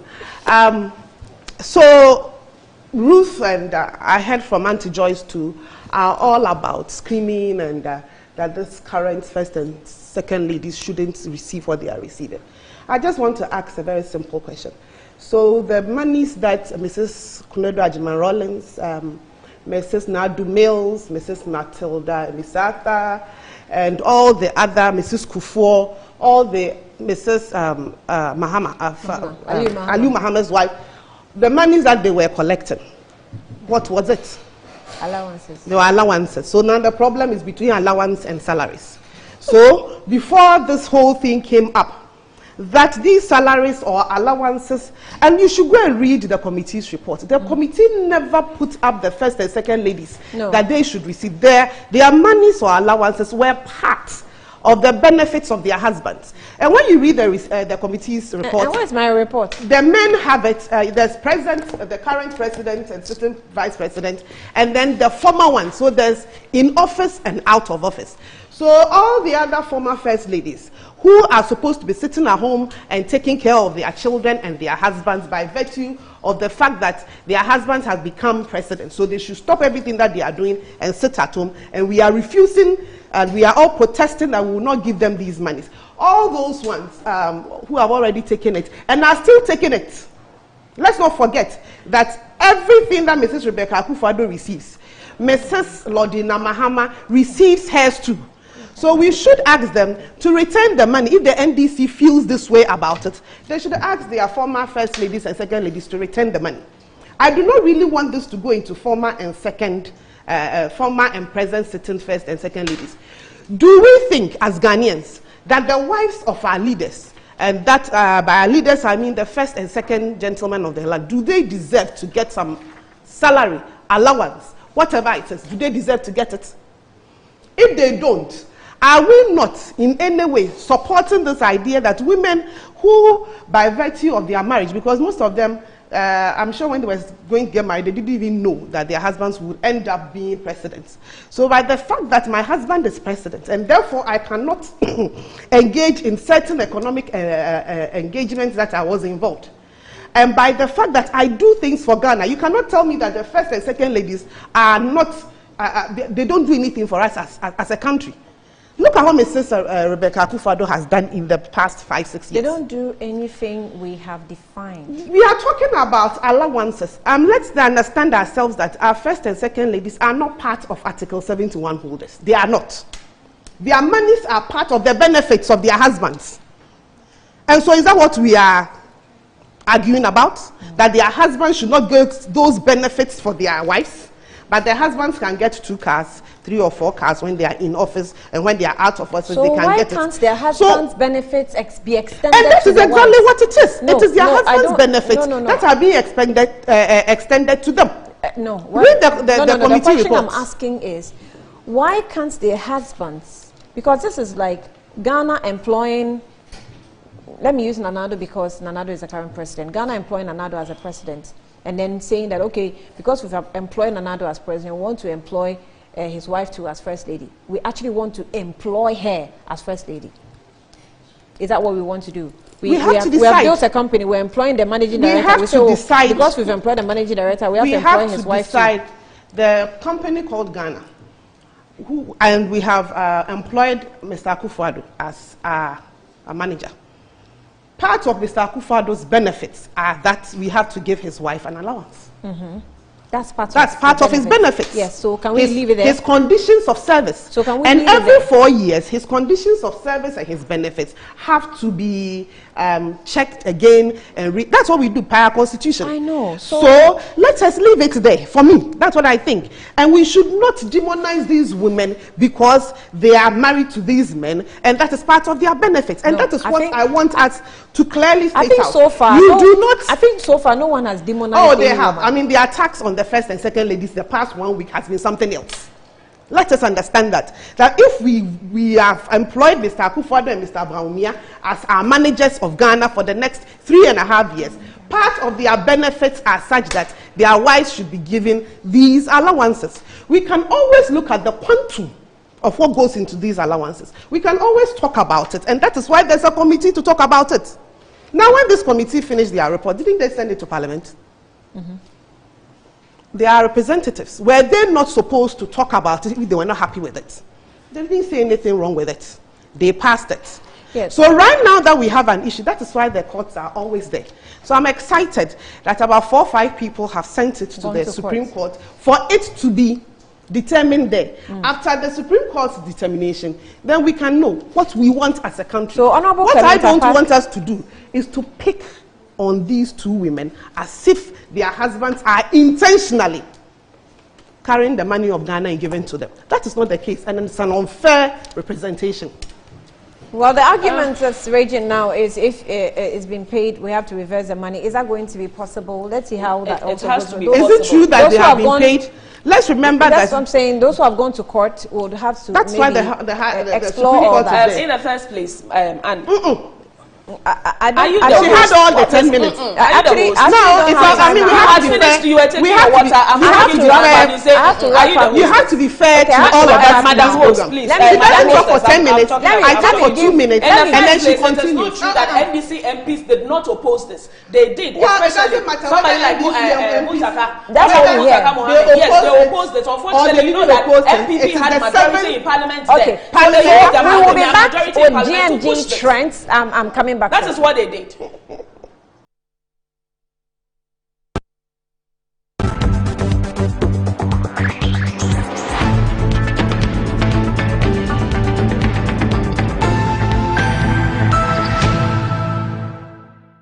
Right, so it's GMG Trends, and it's a new edition that we're introducing today, and Harry has joined me.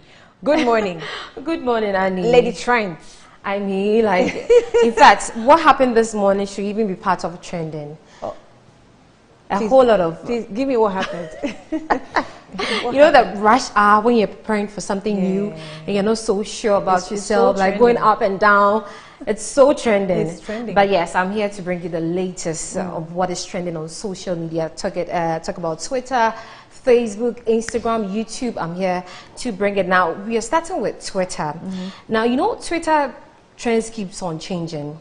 Yesterday, very fast. Very fast. Copa was trending and a whole lot. But this morning when I came, racism is trending. Yeah. Racism is trending. I mean, so bad. It trended so bad. It captured my attention. I swear. Yeah. And it's trending because of yesterday's match. Saka. Yes, Saka Sancho, Rashford. Right. And the fact that he missed the penalty, making Italy win against England. And because of this, a lot of people have been, you know, tweeting racism and all that. And I have reactions on your screen, reactions from Twitter on your screens, so that you get to understand exactly how we feel, especially when it comes to racism. And the fact that these three guys missed a penalty doesn't mean that they should be bullied. And I think it's a long way to come. We fought against racism, and it looks like we still have issues with racism. Now, people are also saying that we used to think that America is the Oga when it comes to being racist, but it appears that England, even though they bend the knee when they're playing the football, Black Lives Matter, they are still racist. And so there are comments on that. We'll pick some comments on Twitter for you, just to let you know. Just to let you know exactly what. Now we are starting with this particular one. Now this one says that this racism has started without Sterling. England would have not even been in the finals. Proud of our boys. Win, lose or draw. Now the comments down there is something I do not even want to read because it's very bad. I mean, it's very bad. Now moving on to some comments. On this particular racism, that hashtag racism that has been making. Now this one says, say no to racism. It's really disgusting to see England fans trolling and abusing. What this particular one just got me laughing. It says, I always saw South Africa and the USA are ranked first and second when it comes to racism, but no, I was wrong. England is on march. That picture. And he couldn't get any other picture. So that picture of Zuma is just so funny. I just think racism is, you know, blacks can be racist as well. We are racist. Whites can be racist as well. Yeah. There's one thing I always say, that if they want to be racist, it depends on you and how you take it. And I think we have come, like you said, a long way to be able to devise a strategy where this thing doesn't get to us again, because it won't stop them. It won't. No matter how bad you feel and you express your sentiments, they're not going to stop at it. Yeah, that's true. So what are we going to do to prevent this hurting us? If they call you monkeys, call them pigs. I like that. I like that. Counterback, you know. I see the reason why somebody, you know, like I am, what's it called? I'm I don't want to use the word fat, but I'm exercised, and you are calling me names. Yes. You call me fat, I'll call you lanky or yes. chingalinga or something like that. I think it's in a bad taste. Doesn't really. So all you want from us is the fact that we give you some good service, and that's all. Yes. Now let's talk about the next topic that is trending. This is dicey. I mean, very, very dicey, because England lost yesterday, and you know Prophet Emmanuel Bedukobi. Oh, he's been trending. He's been trending as well, and I don't know how to take this particular story, because he's a prophet and he says that he's a man of God, and yet he's dazzling and dabbling in. He's dazzling and dabbling in prophecies, in prophecies, and now sports. I don't know how the Holy Spirit is interested in sports. The funny thing is that he predicted that Brazil is going to win against Argentina, and they lost. And then he also predicted that England is going to win against Rome.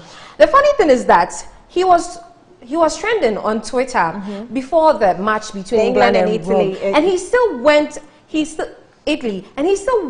to church to prophesy that England was that a Sunday prophecy. Oh, so that prophecy was Sunday? Yes. Yesterday? Yes. Before he prophesied, after he prophesied that Brazil was going to win against Argentina, he shamelessly went to his church to go and, yes, I mean, like, you lost the first one. Let's listen to him. Let's have that one. I'll say it again. That is the work of a prophet. You keep saying what God is saying.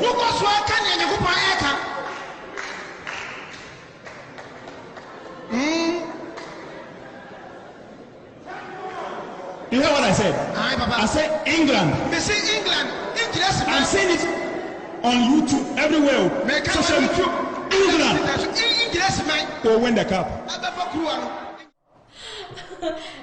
This is, I just have to laugh. I hold back my comments when it comes to prophets. Yes, but I won't hold back, because I feel like these are the main reason why a lot of people criticize Christianity. And as the one leading people to God, you do not have to give space for people to criticize the church. Yeah, but you see, the things of the Spirit, it's not...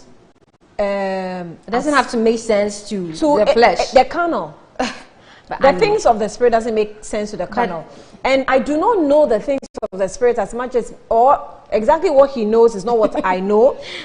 I don't know what he's seen or heard. And the fact that the prophet gives you prophecy doesn't necessarily mean it will necessarily manifest. On two occasions. Now, before we wrap up, I want to tell you something about what I learned in SHS, probability. And I feel like these prophets just use probability. The probability that England is going to win is high. And so he just goes on to say that it's unfortunate that this is where I have to wrap up. My name is Harriet Adi, but tomorrow Desi is going to be here. Definitely. Randy. It's unfortunate. This is so interesting and short. It's fun for you.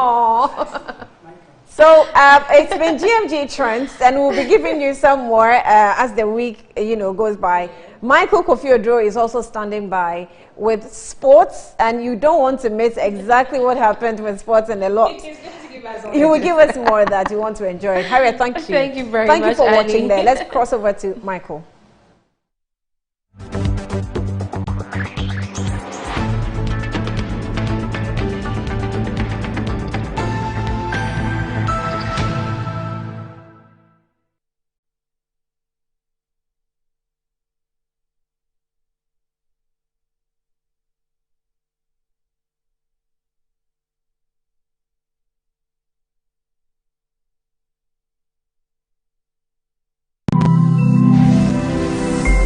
Metro TV, insightful and inspiring moments. Nipa pi fa ohaw yaw ene amane mu nanso hwan ni kamafo se nipa nya obi obehye wo nkrane obema woni daso na opepa woni su nanso oboafo na abraboni nipa bi adiasi ache obi afamo na atom obi akoda fiase wabra onifo yare enti obi abusua podo se nipa beyen pa oyemfiefie mu ene asori mu amamanka maseme ya enti hwe Papa Richie, the voice of the voiceless. For Metro TV, Mondays 10 a.m. kosi 10:30 a.m. Repeat Thursdays 10 a.m. kosi 10